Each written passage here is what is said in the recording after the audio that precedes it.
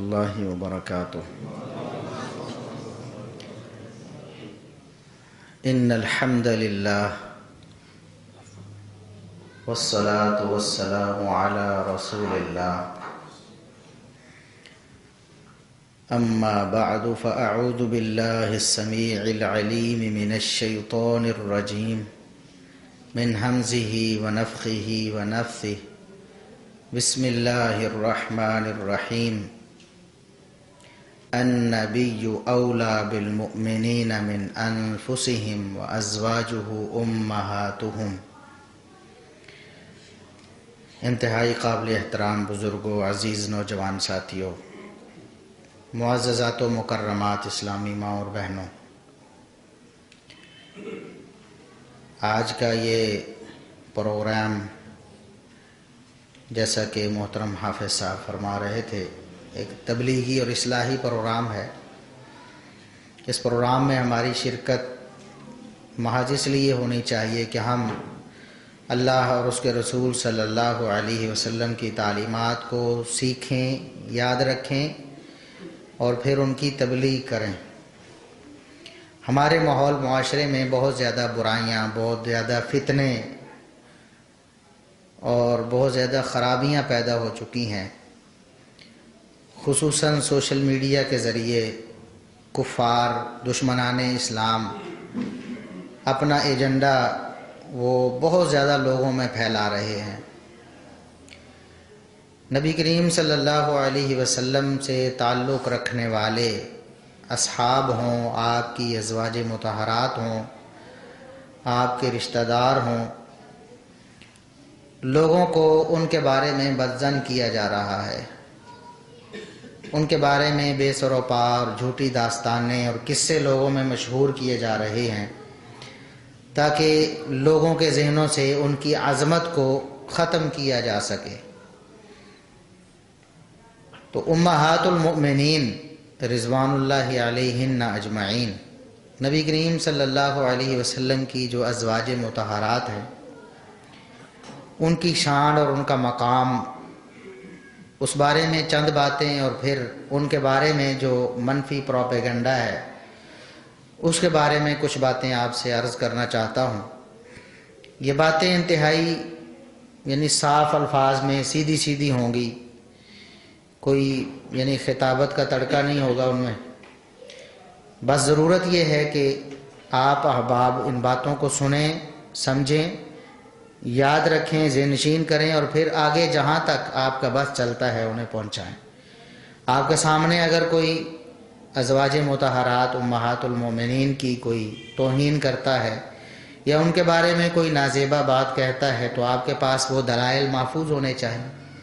آپ کو یاد ہونے چاہیے کہ قرآن پاک میں اللہ رب العزت نے کیا فرمایا ہے اور محمد الرسول اللہ صلی اللہ علیہ وسلم نے ان کی کیا شان اور ان کا کیا مقام طے کیا ہے۔ تو ازواج مطہرات نبی کریم صلی اللہ علیہ وسلم کی بیویاں یہ عام عورتیں نہیں تھیں۔ پہلی بات جو آپ نے ذہن نشین رکھنی ہے کہ یہ کوئی عام عورتیں نہیں تھیں جن کے بارے میں کوئی بھی اٹھ کر کوئی بات کر دے تو چلو خیر ہے، کسی نے کچھ بھی کہہ دیا۔ اور یہ بات میں اپنی طرف سے نہیں کہہ رہا، قرآن پاک نے بتائی ہے۔ یا نساء النبی، سورہ احزاب میں، یا نساء النبی لستن کاحد من النساء، نبی کی بیویوں تم عام عورتوں کی طرح نہیں ہو۔ یعنی ازواج مطہرات خاص عورتیں تھیں، خاص خواتین تھیں جنہیں اللہ رب العزت نے اپنے نبی کریم صلی اللہ علیہ وسلم کی بیویاں بنانے کے لیے منتخب کیا تھا پوری کائنات میں سے۔ ان جیسی اور کوئی نہیں تھی، ان سے بڑھ کر شان اور مقام والی کوئی نہیں تھی، ورنہ وہ نبی کریم صلی اللہ علیہ وسلم کے عقد میں آتی، وہ آپ کے نکاح میں آتی۔ یہ سب سے بلند و بالا خواتین تھیں۔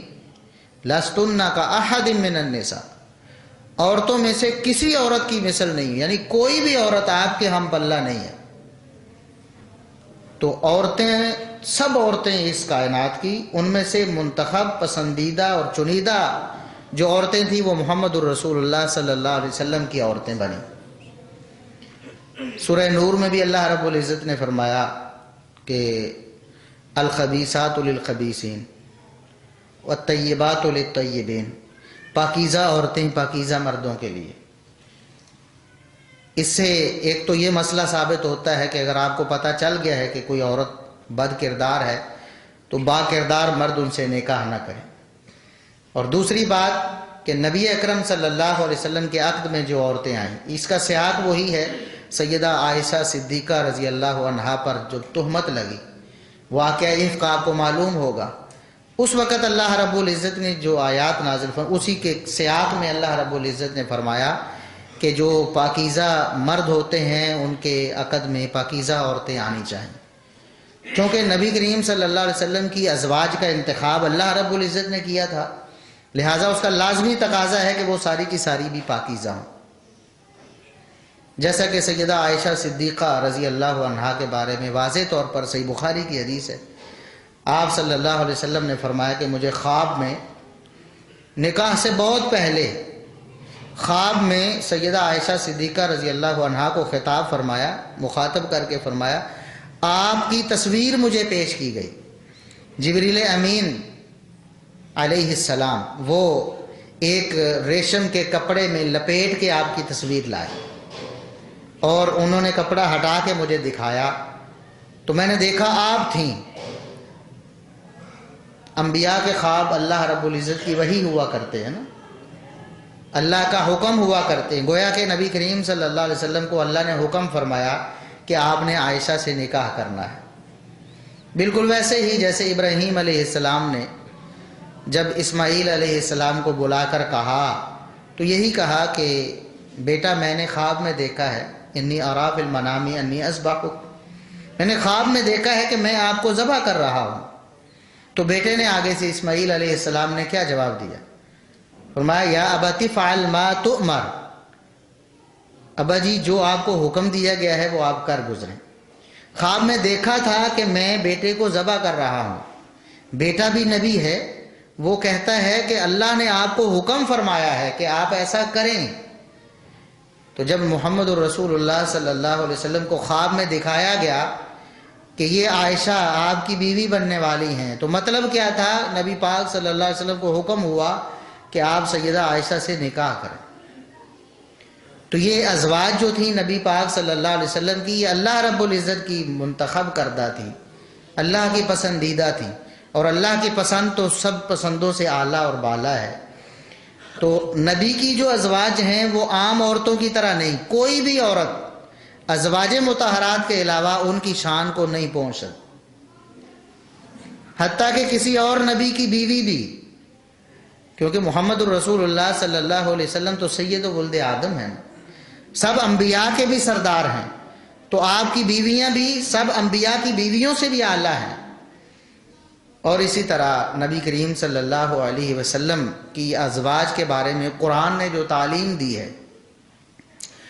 وہ یہ ہے کہ النبی اولیٰ بالمؤمنین من انفسہم وازواجہ امہاتہم، کہ نبی آپ کی جانوں سے بھی، مومنوں کی جانوں سے بھی زیادہ انہیں محبوب ہے۔ ایک معنی یہ ہے کہ مومنین کو اپنی جانوں سے بھی بڑھ کر نبی سے محبت ہونی چاہیے۔ اور آگے وازواجہ امہاتہم، آپ صلی اللہ علیہ وسلم کی جو ازواج ہیں ان کی مائیں ہیں۔ جس طرح نبی کریم صلی اللہ علیہ وسلم کا ادب سکھایا گیا، آپ کی محبت کو لازم قرار دیا گیا، آپ کے احترام کو واجب قرار دیا گیا، اسی طرح نبی کریم صلی اللہ علیہ وسلم کی ازواج مطہرات کو بھی فوراً نبی کریم صلی اللہ علیہ وسلم کی محبت کے وجوب کے ساتھ ہی ان کو مائیں قرار دیا گیا۔ اور علماء نے لکھا ہے، جیسے شیخ الاسلام ابن تیمیہ رحمہ اللہ تعالی ہے، وہ فرماتے ہیں کہ حرمت میں اور احترام میں نبی کریم صلی اللہ علیہ وسلم کی ازواج مائیں ہیں، پردے کے احکامات میں نہیں۔ یعنی جس طرح حقیقی ماؤں سے پردہ نہیں ہوتا، پردے کے احکامات میں وہ عام عورتوں کی طرح پردے کے احکامات لاگو ہوں گے کہ انہوں نے پردہ کرنا ہے، کوئی غیر محرم انہیں دیکھ نہیں سکتا، لیکن حرمت اور احترام میں نکاح حرام ہے۔ نبی کریم صلی اللہ علیہ وسلم کی دنیا سے چلے جانے کے بعد بھی آپ کی ازواج میں سے کوئی کسی اور مرد سے نکاح نہیں کر سکتی تھی۔ اس کی حکمت کیا ہے؟ ایک روایت ہے طبرانی وغیرہ میں، اس کی صحت شاید محل نظر ہی ہوگی، علماء نے بیان کی ہے اس میں اس روایت میں یہ ہے کہ جو بیوی ہوتی ہے نا وہ سب سے آخری خامند کی ہے، یعنی جنت میں جانا ہے نا، بیوی بھی چلی جاتی ہے جنت میں، خامند بھی چلے جاتا ہے، تو وہ بیوی اسی خامند کی ہو گیا۔ اب ایک عورت نے ایک سے زیادہ نکاح کی، ایک خامند فوت ہو گیا یا اس نے طلاق دے دی، اب دوسرے خامند سے نکاح ہو گیا، اس کے بعد پھر تیسرے سے ہو گیا، تو اب جنت میں کس کی بیوی ہوگی؟ وہ اس روایت کے مطابق سب سے آخری کی۔ تو اللہ رب العزت نے یہ سلسلہ ہی ختم کر دیا، کیونکہ اللہ رب العزت نے یہ طے کیا تھا کہ یہ جو ازواج مطہرات ہیں دنیا میں بھی نبی کی بیویاں ہیں اور جنت میں بھی نبی کی بیویاں ہیں، اس لیے ان کا نکاح حرام کر دیا گیا کہ بعد میں کوئی اور نکاح کر ہی نہیں سکتا، چنانچہ ان کی نسبت نبی کریم صلی اللہ علیہ وسلم سے ہی رہے گی، حتیٰ کہ وہ جنت میں نبی کریم صلی اللہ علیہ وسلم کی بیویاں بنیں۔ اب دیکھیں جو نبی کریم صلی اللہ علیہ وسلم کی بیویاں ہیں وہ جنت میں سب عورتوں سے زیادہ فضیلت والی ہیں، ان کا مقام ایک اعلیٰ ہے، بالا ہے، کیونکہ آپ سمجھتے ہیں کہ ایک حکمران ہوتا ہے، صدر ہوتا ہے ملک کا، اس کی جو بیوی ہے اس کو کیا کہا جاتا ہے؟ خاتون اول ہے، ایسے ہی ہے نا، خاتون اول، حالانکہ اس نے کچھ بھی نہیں کیا ہوتا، ووٹ لیے ہیں یا منتخب ہوا تو اس کا خامد ہوا ہے نا۔ تو جبکہ ادھر نبی کریم صلی اللہ علیہ وسلم کی جو ازواج مطہرات ہیں ان کو اللہ رب العزت نے پسند بھی کیا ہوا ہے، ان کی شان اور مقام بھی بیان ہوا ہے، ان کے فضائل بھی بیان ہوئے ہیں، وہ ساری عام دنیا کی جتنی عورتیں ان سے سب سے زیادہ افضل بھی ہیں، فضیلت والی بھی ہیں، تو جنت میں بھی ان کا مقام سب سے اعلیٰ ہوگا۔ تو نبی کریم صلی اللہ علیہ وسلم کی ازواج مطہرات کے بہت سارے فضائل، ان کی ایک فضیلت یہ بھی ہے کہ انہوں نے اللہ رب العزت اور اس کے رسول صلی اللہ علیہ وسلم کو پسند کر لی، دنیا کا سارا مال سارا متاع چھوڑ دیا۔ سورہ احزاب میں ہی ہے، اے نبی آپ اپنی بیویوں سے کہہ دیجئے ان کنتن تردن الحیات الدنیا وزینتها فتعالین امتعکن واسرحکن سراحا جمیلا، اپنی بیویوں سے یہ کہیے، اصل میں کچھ ازواج مطہرات نے اس طرح کا کوئی اظہار کیا تھا، ظاہر ہے انسان ہونے کے ناطے کہ ہمیں بھی پہننے کے لیے اچھا چاہیے، ہم بھی مطالبہ کرتی ہیں، خامد سے مطالبہ کرنا کوئی بری بات نہیں، کیا جا سکتا ہے خامد سے مطالبہ۔ تو انہوں نے بھی اس طرح کا کوئی مشورہ کیا کہ ہم بھی نبی کریم صلی اللہ علیہ وسلم سے مطالبہ کرتی ہیں، تو آپ صلی اللہ علیہ وسلم پر وحی نازل ہوئی کہ اے نبی آپ اپنی بیویوں سے کہہ دیجئے کہ اگر تمہیں دنیا کا مال و متاع چاہیے تو میں تمہیں خوب مال و متاع دے دیتا ہوں، اور اگر تم اللہ اور اس کے رسول صلی اللہ علیہ وسلم کو رکھنا چاہتی ہو تو پھر تمہیں اسی طرح گزارا کرنا ہوگا جس طرح تنگی اور ترشی میں گزارا ہوتا ہے۔ اور صحیح بخاری کی حدیث ہے کہ نبی کریم صلی اللہ علیہ وسلم نے اپنی ازواج مطہرات میں سے سب کے سامنے یہ بات رکھی، اللہ کی وحی کے مطابق اختیار رکھا ان کے سامنے، اگر تم چاہو تو دنیا کا مال و متاع دے کر تمہیں رخصت کر دیتا ہوں، اور اگر تم چاہو تو اللہ اور اس کے رسول صلی اللہ علیہ وسلم کو پسند کر لو۔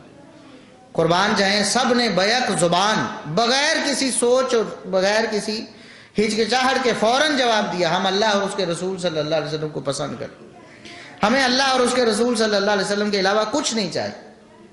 یہ بھی ازواج مطہرات کی شان ہے۔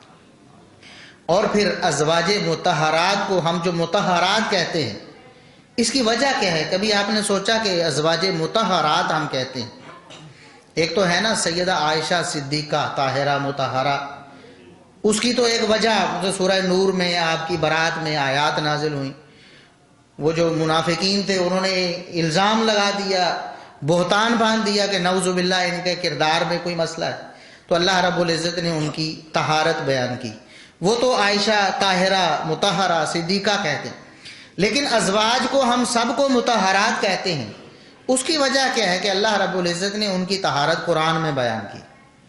سورہ احزاب میں جو آیت تطہیر کے نام سے مشہور ہے اور روافض اس کو بہت زیادہ کوٹ کرتے ہیں، پیش کرتے ہیں اپنے مقصد کے لیے، حالانکہ وہ اہل السنہ کی بنیادی دلیل ہے، نبی کریم صلی اللہ علیہ وسلم کی ازواج مطہرات کی پاکیزگی اللہ رب العزت نے اس آیت میں بیان کی، وَقَرْنَ فِي بُيُوتِكُنَّ وَلَا تَبَرَّجْنَ تَبَرُّجَ الْجَاهِلِيَّةِ الْأُولَى وَأَقِمْنَ الصَّلَاةَ، اسی طرح وہ آیت ساری کی ساری ازواج مطہرات کے بارے میں۔ آگے ہے اِنَّمَا يُرِيدُ اللَّهُ لِيُذْهِبَ عَنْكُمُ الرِّجْسَ أَهْلَ الْبَيْتِ وَيُطَهِّرَكُمْ تَطْهِيرًا، اللہ رب العزت یہ چاہتا ہے کہ اہل بیت، اے اہل بیت، تم سے اللہ رب العزت گناہوں کو دور کر دے اور تمہیں اچھی طرح پاک کر دے، وَيُطَهِّرَكُمْ تَطْهِيرًا۔ یہ وہ آیت ہے جس سے وہ اپنے آئمہ کی معصومیت ثابت کرتے کہ ہمارے آئمہ گناہوں سے معصوم ہیں، وہ کبھی گناہ کر ہی نہیں سکتے کیونکہ وہ معصوم ہیں۔ دلیل کیا ہے؟ یہ کہ اہل بیت کو اللہ رب العزت نے یہ فرمایا ہے کہ میں تمہیں پاک کرنے والا۔ حالانکہ یہ آیت جو ہے یہ جن اہل بیت کے بارے میں نازل ہوئی وہ ازواج مطہرات ہیں۔ قرآن نے ازواج مطہرات کو اہل بیت کہا ہے۔ ہم اہل سنہ اس بات پر ایمان رکھتے ہیں کہ نبی کریم صلی اللہ علیہ وسلم کے داماد سیدنا علی رضی اللہ عنہ، آپ کی لخت جگر سیدہ فاطمہ رضی اللہ عنہا اور آپ کے نواسے حسن و حسین رضی اللہ عنہما یہ بھی اہل بیت میں شامل ہیں، لیکن حدیث کی روح سے، حدیث میں نبی کریم صلی اللہ علیہ وسلم کے بارے میں یہ بات صحیح مسلم میں ہے کہ آپ صلی اللہ علیہ وسلم نے ان چاروں کو، یعنی سیدہ فاطمہ، سیدنا علی، حسن و حسین رضی اللہ عنہم، ان کو ایک چادر تھلے لے کر آپ نے دعا کی، اللہم ہؤلاء اہل بیت، اللہم اجعل ہؤلاء اہل بیت، اے اللہ انہیں میرا اہل بیت بنا دے۔ تو اللہ رب العزت نے وہ دعا بھی قبول فرما لی۔ لیکن اصلاً جو قرآن نے جنہیں اہل بیت کہا ہے وہ ازواج مطہرات ہیں۔ یہ الٹ کرتے ہیں کہ ازواج مطہرات کو تو نکال ہی دیتے ہیں کہ وہ اہل بیت میں شامل ہی نہیں ہیں اور باقیوں کو شامل کر لیتے ہیں۔ ہم کہتے ہیں کہ ازواج مطہرات اہل بیت ہیں، ہاں باقی بھی اہل بیت میں شامل ہو گئے نبی کریم صلی اللہ علیہ وسلم کی اس بشارت اور اس دعا کی وجہ سے۔ قرآن نے اہل بیت ازواج مطہرات کو مخاطب کر کے کہا، اس سے پہلے بھی ازواج مطہرات مخاطب ہیں، اس کے بعد بھی ازواج مطہرات مخاطب ہیں۔ اور یہ کوئی ایک ہی مقام نہیں قرآن کے پاک میں کہ ہم نے گویا کہ اس کو گھسیٹ کر بنا لیا یا زبردستی اس کو بنانے کی کوشش کی ہے۔ جہاں بھی کسی نبی کی بیوی کا بھی تذکرہ آیا ہے، ابراہیم علیہ السلام کی زوجہ محترمہ کا تذکرہ آیا تو اللہ رب العزت نے ایک بیوی کو بھی اہل بیت کہا۔ وہ واقعہ بھی آپ نے پڑھا ہے، سنا بھی ہے۔ ابراہیم علیہ السلام کے پاس فرشتے آ گئے، اس وقت انہوں نے ابراہیم علیہ السلام کو بیٹے کی خوشخبری دی تو ان کی جو زوجہ محترمہ تھی اس وقت وہ حیران ہو گئی، پریشان سی ہو گئی کہ میری عمر، میرے خامد کی عمر، ابراہیم علیہ السلام کی عمر بھی چلی گئی ہے اولاد والی، اور میں ویسے ہی باز ہوں، ساری عمر مجھے کوئی بچہ نہیں ہوا، تو ایسی حالت میں کیسے بچہ ہوگا؟ تو فرشتوں نے کہا اتعجبین من امر اللہ، کہ آپ اللہ کے امر پہ بھی تعجب کرتی ہیں؟ اللہ رب العزت جو چاہے کر کے دکھاتا ہے۔ اللہ رب العزت کے لیے نہ کوئی موسم کی قید ہے، نہ کوئی وقت کی قید ہے، نہ کوئی عمر کی قید ہے۔ تو وہاں ہے رحمت اللہ و برکاتہ علیکم اہل البیت، تم پر اے اہل بیت اللہ کی رحمت اور اللہ کی سلامتی، برکتیں ہیں۔ تو ابراہیم علیہ السلام کی ایک زوجہ کو بھی قرآن نے اہل بیت کہا، اور نبی کریم صلی اللہ علیہ وسلم کی ازواج مطہرات کو بھی قرآن نے اہل بیت کہا ہے۔ اور آج نعرے اہل بیت کے لگتے ہیں، اور جو اہل بیت ہیں انہیں اہل بیت ماننے سے ہی انکار کر دیا جاتا ہے۔ اور میں اکثر یہ بات کہا کرتا ہوں کہ یہ جو نعرے ہیں نا، نعرے، اکثر نعروں کے پیچھے معاملہ الٹ ہوتا ہے۔ مثال کے طور پر ایک طبقہ ایسا ہے دنیا میں جو عیسیٰ علیہ السلام کے نعرے لگاتا ہے، عیسیٰ علیہ السلام کے نام پہ انہوں نے مذہب بنایا ہوا ہے، لیکن حقیقت میں عیسیٰ علیہ السلام کی تعلیمات کے دشمن بھی وہی ہیں جنہیں ہم عیسائی کہتے ہیں۔ آپ ان سے پوچھ کے دیکھ لیں، وہ عیسیٰ علیہ السلام کے نام پہ انہوں نے مذہب بھی بنایا ہے، ان کے نام پہ نعرے بھی ماریں گے اور کہیں گے صرف ہم ہی دنیا میں ہیں جو عیسیٰ علیہ السلام سے محبت کرتے۔ مسلمانوں کو وہ کہیں گے یہ گستاخ ہیں، کیوں؟ عیسیٰ علیہ السلام کو الہ نہیں مانتے، انہوں نے جو اعتقادات بنا رکھے ہیں عیسیٰ علیہ السلام کے بارے میں، مسلمان ان کی نفی کرتے ہیں قرآن و سنت کی روشنی میں، اور توحید کا سبق دیتے ہیں تو وہ کہتے ہیں کہ نہیں یہ عیسیٰ علیہ السلام کے دشمن۔ اسی طرح یہ طبقہ ایسا ہے جنہوں نے موسیٰ علیہ السلام کے نام پہ مذہب بنایا ہے، جنہیں یہودی کہتے ہیں، لیکن حقیقت میں موسیٰ علیہ السلام کی تعلیمات سے سب سے زیادہ منہ موڑنے والے بھی وہی لوگ۔ اسی طرح اہل بیت کے ساتھ بھی لوگوں نے کیا کہ اہل بیت کا نام لے کر جنہوں نے اہل بیت کے نام پہ مذہب بنایا ہے، حقیقت میں اہل بیت سے سب سے بڑے انکاری بھی وہی ہیں۔ اب دیکھ لیں جنہیں قرآن اہل بیت کہتا ہے وہ انہیں اہل بیت ماننے کے لیے تیار ہی نہیں، وہ انہیں اہل بیت سے ویسے ہی خارج کرتے ہیں، اور نعوذ باللہ ان کے ایمان پر بھی حرف اٹھاتے اور ان کے کردار پر بھی انگلی اٹھاتے. اب سیدہ عائشہ صدیقہ رضی اللہ عنہا ہیں، ان کی طہارت کی اور ان کے کردار کی گواہی تو قرآن نے دی ہے، اور 10 آیات قرآن کریم کی 11 سے لے کر 20 تک سورہ نور کی نازل ہوئیں، یہ خالص ان کی طہارت کے بارے میں. جیسا کہ صحیح بخاری میں ہے، سیدہ عائشہ صدیقہ رضی اللہ عنہا کہتی ہیں کہ اس وقت 10 آیات نازل ہوئیں، وہ یہ 11 سے لے کر 20 تک آیات ہیں سورہ نور کی. اور اس میں اللہ رب العزت نے فرمایا کہ مسلمانوں کو کیا ہو گیا تھا، بعض مسلمانوں نے بھی ایسی بات کو ذہن میں بٹھا لی، سنی سنائی ذہن میں کہ شاید ہو سکتا ہے. تو اللہ رب العزت نے فرمایا کہ ایسا کیوں ہوا، تم نے جیسے ہی یہ بات سنی تھی تم نے کیوں نہیں کہہ دیا کہ سبحانک ھذا بہتان عظیم. اس میں تو سوچنے کی بھی ضرورت نہیں تھی. عام عورت کے بارے میں سوچا جا سکتا ہے کہ اس کے کردار میں کوئی مسئلہ ہے، تو نبی کی بیویاں تو عام عورتیں ہیں ہی، ان کے بارے میں سننا بھی کیسے برداشت کر لیا، تم نے سوچا بھی کیسے کہ ایسے ہو سکتا ہوگا، فوراً ہی انکار کیوں نہ کر دیا اور کہا کہ یہ بہتان ہے، یہ بہتان عظیم ہے. اور آگے اللہ رب العزت نے فرمایا کہ یعظکم اللہ ان تعودوا لمثلہ ابدا ان کنتم مؤمنین. یہ آخری وارننگ ہے تمہارے لیے، وارننگ ہے، اگر تم مومن ہو تو دوبارہ تم نے ازواج مطہرات کے بارے میں ایسا کچھ سننا یا بولنا نہیں ہے. تو اب دیکھ لیں کون سا ایسا طبقہ ہے جو آج بھی ازواج مطہرات پر لان تان کرتا ہے، ان کے کردار پہ حرف اٹھاتا ہے. وہ بلکہ نعوذ باللہ ہم تو وہ الفاظ زبان پہ لانا بھی نعوذ باللہ ہم برداشت نہیں کرتے. کہتے ہیں نکی امی نے یہ کہا، وہ سیدہ عائشہ صدیقہ رضی اللہ عنہا کی طرف اشارہ کر رہے اور کہہ رہے ہوتے وہ تمہاری امی ہماری نہیں ہے. حالانکہ قرآن نے دیکھیں اللہ رب العزت کا اسلوب کیسا ہے. جب سورہ احزاب میں ذکر ہوا نا وازواجہ امہاتہم، تو ہم کی ضمیر پیچھے مومنین کی طرف لوٹ رہی، النبی اولیٰ بالمومنین، تو اسی لیے ہم کہتے ہیں امہات المومنین. حالانکہ اصطلاح یہ بھی ہو سکتی تھی امہات المسلمین، مسلمانوں کی بھی تو مائیں ہیں نا. عموماً مسلمان اور مومن میں کوئی فرق نہیں ہوتا جب تقابل نہ ہو، تو ایک ہی لفظ ہے، ایک ہی معنی ہے. تو امہات المسلمین نہیں، بلکہ قرآن نے بھی کہا امہات المومنین کہ یہ مومنوں کی مائیں ہیں. تو سیدہ عائشہ صدیقہ رضی اللہ عنہا سے بھی ایک دفعہ کسی نے کہا کہ فلاں شخص جو ہے وہ آپ کو ماں نہیں مانتا، تو انہوں نے کہا صحیح کہتا ہے نا، میں تو مومنوں کی ماں ہوں، میں تو مومنوں کی ماں ہوں. جو مومن ہے وہ نبی کریم صلی اللہ علیہ وسلم کی ہر زوجہ محترمہ کا ادب کرے گا، احترام کرے گا، ماں سے بڑھ کر. ماں تو اس سے بڑا لفظ ہی کوئی نہیں تھا، اس سے بڑا کوئی لفظ ہوتا تو وہ ان کے لیے استعمال ہوتا، اس سے بڑا لفظ ہی کوئی نہیں تھا. ادب میں احترام میں ماں سے بڑھ کر کون ہے.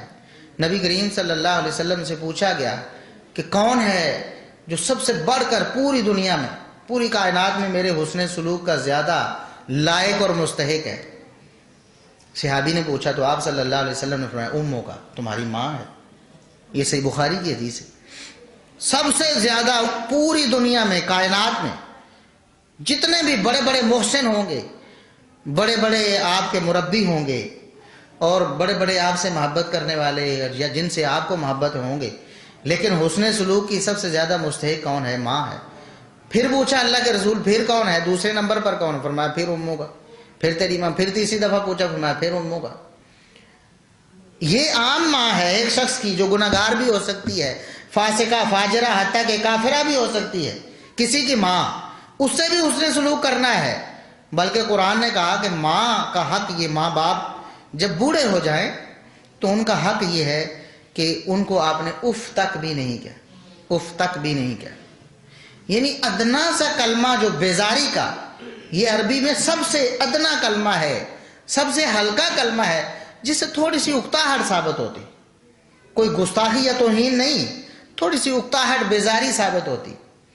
اف تک بھی نہیں کہنا، یہ عام ماں کے بارے میں ہے. اور جو امہات المومنین ہیں، جو نبی کی بیویاں ہیں جن کو قرآن نے کہا کہ سب مومنوں کی مائیں ہیں، تو ان کے بارے میں پھر کیا، یعنی ان کے ادب کا، ان کے احترام کا کیا تقاضا ہو. وہ تو ہماری ماؤں سے بھی بڑھ کر پوری کائنات کی مائیں ایک طرف ہوں اور نبی کریم صلی اللہ علیہ وسلم کی ازواج مطہرات ایک طرف ہوں، تب بھی مقابلہ نہیں ہو سکتا. تو نبی کریم صلی اللہ علیہ وسلم کی جو ازواج مطہرات، بڑا مقام ہے، ان کی بڑی شان ہے. دیکھیں نبی کریم صلی اللہ علیہ وسلم کی ازواج مطہرات کی وجہ سے ہی پردے کے احکامات نازل ہوئے۔ سیدنا عمر رضی اللہ عنہ نے یہی خواہش ظاہر کی، اللہ کے رسول آپ کی ازواج وہ بھی باہر نکلتی تو ہمیں، میری تو غیرت یہ برداشت نہیں کرتی۔ تو اللہ رب العزت نے قرآن کریم بنا کر نازل کی، یا ایھا النبی قل لازواجک وبناتک ونساء المؤمنین یدنین علیہن من جلابیب۔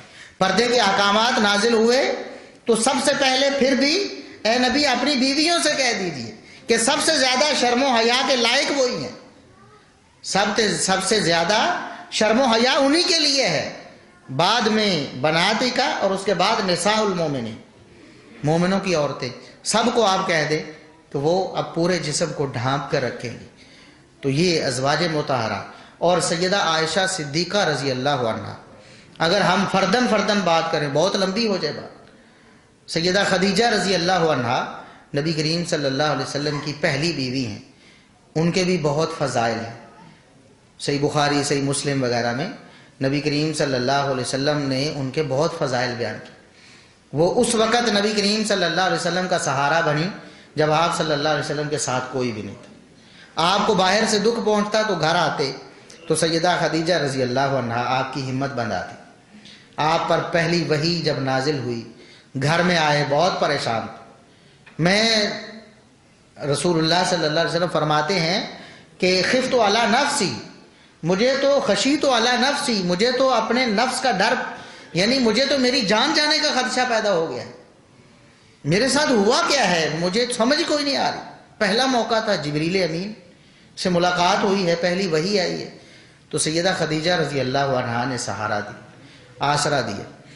اور سیدہ خدیجہ رضی اللہ عنہا وہ زوجہ محترمہ ہیں جن پر سب لوگ متفق ہیں، وہ لوگ جو ازواج مطہرات کو گالیاں دیتے ہیں وہ بھی کہتے ہیں کہ وہ نبی کی بیوی اچھی تھی۔ کیا اچھی تھی؟ تم نے کیا ادب کیا ہے کہ اہل بیت سے انہیں بھی خارج کیا ہے؟ سیدہ خدیجہ کو بھی تو کہتے ہیں بیوی تو اہل بیت ہوتی نہیں، تو سیدہ خدیجہ رضی اللہ عنہا بھی تو بیوی ہیں نا، ان کا بھی حق پہ ڈاکہ ڈالا ہے، جن کو تم مانتے ہو ان کی بھی توہین کی ہے کہ اہل بیت سے انہیں خارج کیا ہے، اور اگر انہیں اہل بیت میں شامل کرتے ہیں تو باقی بھی شامل ہوتی ہیں۔ تو سیدہ خدیجہ رضی اللہ عنہا، ان کا نبی کریم صلی اللہ علیہ وسلم کی خدمت کرنا، حسن سلوک کرنا، آپ صلی اللہ علیہ وسلم کا ساتھ دینا، وہ اس قدر زیادہ تھا کہ سیدہ عائشہ رضی اللہ عنہا کہتی ہیں کہ میں نے کبھی بھی سیدہ خدیجہ رضی اللہ عنہا کو نہیں دیکھا، آپ کے نکاح سے پہلے ہی وہ فوت ہو چکی تھی۔ آپ جب نکاح میں آئی ہیں سیدہ عائشہ رضی اللہ عنہا تو سیدہ خدیجہ رضی اللہ اس سے پہلے بہت عرصہ فوت ہو چکی تھی، تو آپ نے دیکھی بھی نہیں۔ وہ کہتی میں نے کبھی سیدہ خدیجہ کو نہیں دیکھا، لیکن میں نے نبی کریم صلی اللہ علیہ وسلم کی کسی بیوی پر اتنا رشک نہیں کیا جتنا مجھے خدیجہ پر آتا تھا، کہ نبی کریم صلی اللہ علیہ وسلم جب ذکر فرماتے، جب بات ہوتی، کوئی تحفہ تحائف دینے کی بات ہوتی، قربانی پہ جانور ذبح کیا ہے، گوشت تقسیم کرنے کی بات ہوتی، تو آپ فرماتے کہ میری خدیجہ کی سہیلیوں کو دیکھا۔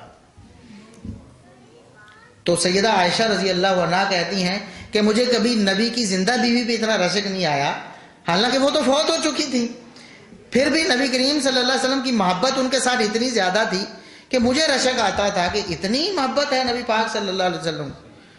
تو سیدہ خدیجہ رضی اللہ عنہا کا بھی بڑا مقام، اور سیدہ عائشہ صدیقہ رضی اللہ عنہا کا بھی بڑا مقام۔ آپ صلی اللہ علیہ وسلم سے سوال ہوا، یہ صحیح بخاری کی حدیث ہے، سیدنا عبداللہ بن عمر بن عاص رضی اللہ عنہ بیان کرتے ہیں، عمر بن عاص رضی اللہ عنہ بیان کرتے ہیں، میں نے پوچھا اللہ کے رسول آپ کو سب سے زیادہ محبوب کون؟ من احب الناس الیہ، پوری کائنات میں سے سب سے زیادہ پیارا کون ہے؟ تو آپ صلی اللہ علیہ وسلم میں عائشہ صدیقہ ہے مجھے سب سے زیادہ پیاری۔ تو میں نے کہا اللہ کے رسول میری مراد تھی کہ مردوں میں سے کون؟ تو آپ صلی اللہ علیہ وسلم میں ابوہا، پھر ان کے باپ ہیں، عورتوں میں سے عائشہ ہیں، مردوں میں سے پوچھتے ہو تو ابوہا، ان کے والد گرامی ابو بکر صدیق رضی اللہ عنہ۔ تو سیدہ عائشہ صدیقہ رضی اللہ عنہا کا بھی بہت مقام، اسی لیے جب تقابل کرنے کی بات آئی تو علماء اہل السنہ نے یہ بات بسا اوقات، بعض تو سیدہ خدیجہ رضی اللہ عنہا کو افضل قرار دے، مقابلے کی بات ہے، ویسے تو دونوں ہی افضل ہیں، بعض سیدہ عائشہ صدیقہ رضی اللہ عنہا کو افضل قرار دیتے ہیں، کیونکہ آپ صلی اللہ علیہ وسلم نے فرمایا کہ فضل السرید علی سائر الطعام کفضل عائشہ علی سائر النساء. یہ بات میں شاید بھول رہا ہوں. آپ صلی اللہ علیہ وسلم نے فضل عائشہ تھا، سیدہ عائشہ صدیقہ رضی اللہ عنہا، جی بالکل ایسے ہی سیدہ عائشہ رضی اللہ عنہا کا مقام عام سب عورتوں سے اتنا زیادہ اعلیٰ ہے جتنا سرید کا مقام سب کھانوں پر. نبی کریم صلی اللہ علیہ وسلم کو سرید سب کھانوں سے زیادہ پسند، تو فرمایا بالکل عائشہ بھی مجھے سب عورتوں سے زیادہ پسند ہے اور سب سے زیادہ فضیلت والی. تو اس لیے بعض علماء نے توقف کر لیا. انہوں نے کہا کہ ہمیں پوری تحقیق کے بعد برابر برابر ان کے فضائل نظر آ رہے ہیں، اتنی شان ادھر بھی ہے ادھر بھی ہے، تو ہم خاموشی اختیار کرتے ہیں، یہ نہیں کہتے کہ کون افضل ہے. اتنی زیادہ سیدہ عائشہ صدیقہ رضی اللہ عنہا کی بھی شان ہے. اور سیدہ عائشہ رضی اللہ عنہا کی شان یہ بھی ہے کہ نبی کریم صلی اللہ علیہ وسلم نے اپنی بیٹی سیدہ فاطمہ رضی اللہ عنہا کو حکم فرمایا. یہ صحیح بخاری کی حدیث ہے. ایک دن دیگر ازواج مطہرات نے اپنا مطالبہ دے کر سیدہ فاطمہ رضی اللہ عنہا کو نبی کریم صلی اللہ علیہ وسلم کے پاس بھیجا. مطالبہ کیا تھا کہ آپ کو عائشہ سے بہت محبت ہے، آپ کو عائشہ سے بہت محبت ہے، تو آپ ہمیں بھی وہ محبت دیں. حالانکہ نبی کریم صلی اللہ علیہ وسلم باقی سارے معاملات میں برابری کرتے تھے بیویوں کے درمیان، اور آپ یہ دعا بھی کرتے تھے کہ یا اللہ میں نے اپنے حساب سے سب کے ساتھ برابر کر دیا ہے، لیکن میرا دل جو ہے وہ عائشہ کی طرف زیادہ مائل ہے، دل پر تو میرا اختیار نہیں. تو ازواج مطہرات نے بھی یہ کہہ کر سیدہ فاطمہ رضی اللہ عنہا کو بھیجا نبی کریم صلی اللہ علیہ وسلم کے پاس کہ عائشہ سے محبت تھوڑی کم کریں اور ہمارے ساتھ زیادہ کریں. تو آپ صلی اللہ علیہ وسلم نے یہ بات سنی تو فرمایا بیٹا میری بات سنو، کیا تمہیں پسند ہے کہ جس سے میں محبت کروں تم بھی اس سے محبت کرو؟ جس سے میں محبت کرتا ہوں کیا اس سے محبت نہیں کرو گی آپ؟ تو سیدہ فاطمہ رضی اللہ عنہا نے کہا کیوں نہیں اللہ کے رسول، ابا جان جس سے آپ کو محبت ہے میں بھی اس سے محبت کروں گی. تو آپ صلی اللہ علیہ وسلم نے فرمایا فَأَحِبِّي هَذِهِ، پھر تم بھی سیدہ عائشہ سے محبت کرو. سیدہ عائشہ وہ ہیں جن کی محبت سیدہ فاطمہ رضی اللہ عنہا پر بھی فرض ہے. نبی پاک کا حکم جو ہوا، آپ نے امر جو فرمایا، اور سیدہ فاطمہ رضی اللہ عنہا نے پھر ساری زندگی اس پر عمل کیا. یہ جو قصے کہانیاں لوگ سناتے ہیں کہ وہ جی بڑا اختلاف تھا آپس میں، کوئی نعوذ باللہ ایسی کوئی بات نہیں. یہ سیدہ فاطمہ رضی اللہ عنہا ہے، نبی کریم صلی اللہ علیہ وسلم نے حکم فرمایا کہ تم نے عائشہ سے محبت کرنی، اور وہ پھر محبت کرتی رہی. ادھر سیدہ عائشہ صدیقہ رضی اللہ عنہا ہے کہ سیدہ فاطمہ رضی اللہ عنہا سے بے انتہا محبت. یہ حدیث انہی کی بیان کرتا ہے. سیدہ عائشہ رضی اللہ عنہا نے بیان کیا کہ میں نے سب لوگوں میں سے سب سے زیادہ نبی کریم صلی اللہ علیہ وسلم سے شکل و صورت میں ملنے والی، آپ صلی اللہ علیہ وسلم کی چال ڈھال اختیار کرنے والی، آپ کے کردار کو اپنانے والی فاطمہ سے زیادہ کوئی نہیں دیکھی. یہ بات سیدہ عائشہ رضی اللہ عنہا نے بیان کی. کوئی اختلاف نہیں تھا، پیار اور محبت ہی محبت تھی آپس میں. تو جس سے سیدہ فاطمہ محبت کریں اور جس سے محبت کرنے کا حکم نبی پاک صلی اللہ علیہ وسلم سیدہ فاطمہ کو دیں، اور آج اگر کوئی شخص ان سے محبت نہ کرے، ان کے کردار پر انگلی اٹھائے، حرف اٹھائے، یا ان کی گستاخی اور توہین کرے، پھر سیدہ فاطمہ رضی اللہ عنہا کا نام بھی لے، تو وہ جھوٹا دعوے دار ہوا نا. پھر وہ جھوٹا دعوے دار، اس کی سیدہ فاطمہ رضی اللہ عنہا سے کوئی محبت نہیں. کیونکہ محبوب کا محبوب بھی محبوب ہی ہوتا ہے. محبوب کو جس سے محبت ہے محب کو بھی اس سے محبت ہوتی ہے، اور وہ تو سیدہ فاطمہ رضی اللہ عنہا ہے. تو ازواج مطہرات کی بات ہو رہی تھی. سیدہ عائشہ صدیقہ رضی اللہ عنہا نبی کریم صلی اللہ علیہ وسلم کی بہت پیاری بیوی تھی، بہت پیاری. اسی وجہ سے سب سے زیادہ اعتراضات کی بوچھاڑ بھی دشمنان اسلام ان پر کرتے. باقی بھی ازواج مطہرات تھیں. سیدہ خدیجہ رضی اللہ عنہا ہیں، اور اسی طرح سیدہ حفصہ رضی اللہ عنہا ہیں، سیدہ صفیہ رضی اللہ عنہا ہیں، سیدہ زینب رضی اللہ عنہا ہیں، دیگر ازواج مطہرات ہیں. سب کی شان، سب کے مقام، اپنے اپنے فضائل ہیں. لیکن سب سے زیادہ جو اعتراضات ہیں وہ سیدہ عائشہ صدیقہ رضی اللہ عنہا پر.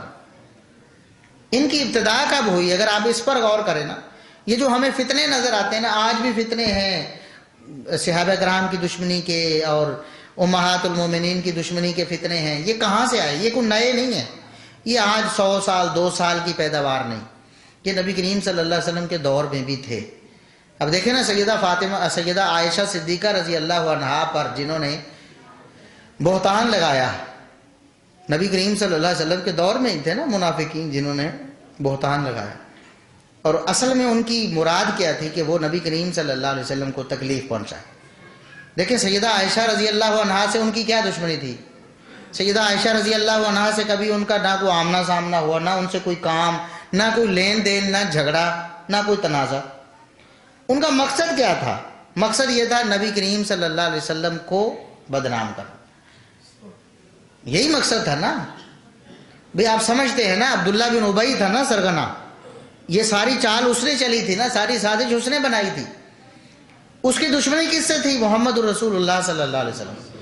جیسا کہ صحیح بخاری میں ہے کہ جب نبی کریم صلی اللہ علیہ وسلم ابھی مدینہ منورہ میں تشریف فرما نہیں ہوئے تھے، ہجرت کر کے آپ تشریف نہیں لائے تھے، تو سارے خطے والوں نے عبداللہ بن ابی کو منتخب کر لیا تھا کہ اس کو اپنا سردار بنا لیں۔ سب متفق ہو گئے تھے کہ اس کو ہم سرداری کا تاج پہنا کر اس کو اپنا سردار مان لیں۔ لیکن اسی اثناء میں نبی کریم صلی اللہ علیہ وسلم تشریف لائے ہجرت کر کے، تو سب لوگ آپ کی طرف متوجہ ہو، اس کی سرداری چلی گئی۔ اس کو یہ سب سے زیادہ پریشانی تھی اور یہ اس کو قلق تھا، اس لیے اس نے پھر نبی کریم صلی اللہ علیہ وسلم کو دکھ پہنچانے کی کوشش، اس نے کبھی آپ صلی اللہ علیہ وسلم کے بارے میں بھی باتیں کرنے کی کوشش کی تھی۔ ایک دفعہ آپ تشریف لائے، سواری پر تھے، تو اس نے کہا کہ اپنی، ظاہر ہے سواریاں جب اونٹ وغیرہ یا گھوڑے وغیرہ آتے ہیں تو گرد و غبار اڑتی ہے، تو اس نے کہا کہ یہ ہمارے ناک میں آپ نے دم کر رکھا ہے، یہ کیا گرد و غبار لے کے آ جاتے ہو، نعوذ باللہ، اس طرح کی بات اس نے کی۔ اور آپ ہماری مجلسوں میں نہ آیا کریں، جس نے آپ کی بات سننی ہوگی وہ جا کے سن لے گا۔ تو اس وقت ایک انصاری صحابی نے کہا کہ اللہ کے رسول اس کو دفع کریں، آپ ہماری مجلسوں میں آئیں، ہم آپ کے لیے اپنی نگاہیں فرش راہ کرتے ہیں، آپ ہمارے پاس آیا کریں، ہمیں واضح و تبلیغ کیا کریں، ان کو دفع کر دیں۔ تو یہ عبداللہ بن ابی کو قلق یہی تھا کہ اس کی سرداری چلی گئی تھی محمد الرسول اللہ صلی اللہ علیہ وسلم کی وجہ سے، اور وہ آپ کا دشمن بن گیا تھا۔ ورنہ سیدہ عائشہ صدیقہ رضی اللہ عنہا سے کسی کی کیا دشمنی؟ تو وہ الزام لگاتا ہے سیدہ عائشہ صدیقہ رضی اللہ عنہا پر، اور نشانہ کون ہے؟ بہانہ سیدہ عائشہ ہیں، نشانہ کون ہے؟ نبی کریم صلی اللہ علیہ وسلم۔ تو یہ اس وقت سے ریت چلی آ رہی ہے، حالانکہ قرآن نے کتنے واضح الفاظ میں کہہ دیا کہ اگر تم مومن ہو تو آئندہ ایسا نہیں کرنا، ازواج مطہرات کے بارے میں ایسی کوئی بات نہیں کرنی۔ آج بھی ہوتی ہیں وہ باتیں، قیامت تک یہ جو شیاطین امت ہیں، یہ جو دشمنان اسلام ہیں، یہ کرتے رہیں گے۔ تو یہ کہاں سے طریقہ چلا آ رہا ہے؟ یہ منافقین کی چال ہے۔ اس کو سمجھنے کی کوشش کریں کہ یہ لوگ، آپ کو لگتا ہے کہ شاید ان کو کیا مسئلہ ہو گیا ازواج مطہرات سے، بہانے بنائے ہوئے ہیں۔ اب ابو بکر صدیق رضی اللہ عنہ سے کیا مسئلہ ہو؟ بس بنا لیا، ایک خود ہی بنا لیا، حالانکہ اس کو مسئلہ سیدہ فاطمہ رضی اللہ عنہا نے نہیں بنایا، سیدنا علی رضی اللہ عنہ نے نہیں بنایا، سیدنا عباس رضی اللہ عنہ نے نہیں بنایا۔ یہ سب گئے ہیں واقعی، انہوں نے مطالبہ بھی کیا ہے، لیکن حدیث سننے کے بعد سب اپنے مطالبے سے پیچھے ہٹ گئے، کیونکہ نبی کریم صلی اللہ علیہ وسلم نے فرمایا کہ انبیاء کی وراثت نہیں ہوتی۔ انہوں نے تو کوئی طوفان نہیں کھڑا کیا، کوئی اعتراض نہیں کیا، انہوں نے اس کو بہانہ بنا لیا۔ اسی طرح سیدہ عائشہ صدیقہ رضی اللہ عنہا کو بہانہ بنا کر اصل ٹارگٹ نبی کریم صلی اللہ علیہ وسلم کو کرنا چاہتے ہیں یہ لوگ۔ اب صرف یہ ہے کہ لوگوں کی آنکھوں میں انہوں نے دھول جھونکی ہوئی ہے، وہ نام سے اپنے آپ کو مسلمان ظاہر کرتے ہیں، اور نبی کریم صلی اللہ علیہ وسلم کی اور علی رضی اللہ عنہ کی اور فاطمہ رضی اللہ عنہا کی اور حسن و حسین رضی اللہ عنہما کی محبت کا دعویٰ کرتے ہیں۔ اس لیے لوگ جو ہے ان کے دامے فریب میں آ جاتے ہیں کہ یہ واقعی محبت کرنے والے۔ اگر یہ محبت کرنے والے اہل بیت سے، تو پھر عیسائی تو عیسیٰ علیہ السلام کے سب سے بڑے محب ہوئے، اور یہودی تو موسیٰ علیہ السلام کے سب سے بڑے محب ہوئے۔ تو بہرحال ازواج مطہرات کے بارے میں یہ جو باتیں بنائی جاتی ہیں، یہ جو سازشیں کی جاتی ہیں، بہت پرانی ہیں۔ حالانکہ سیدہ عائشہ صدیقہ رضی اللہ عنہا کا جو مقام و مرتبہ تھا نبی کریم صلی اللہ علیہ وسلم کی زندگی میں بھی اور صحابہ کرام کے مابین بھی بالکل کلیئر کٹ تھا، کوئی مسئلہ نہیں۔ ایک موقع ایسا آیا، صحیح بخاری کی حدیث ہے، وہ بھی آیت تیمم جب نازل ہوئی، نبی کریم صلی اللہ علیہ وسلم سفر پہ تھے، سیدہ عائشہ صدیقہ رضی اللہ عنہا بھی ساتھ تھیں، وہاں وہ قضاء حاجت کے لیے گئیں اور ادھر سے روانگی کا وقت آ گیا، ان کا ہار وہاں گم ہو گیا۔ ایک وہ موقع ہے۔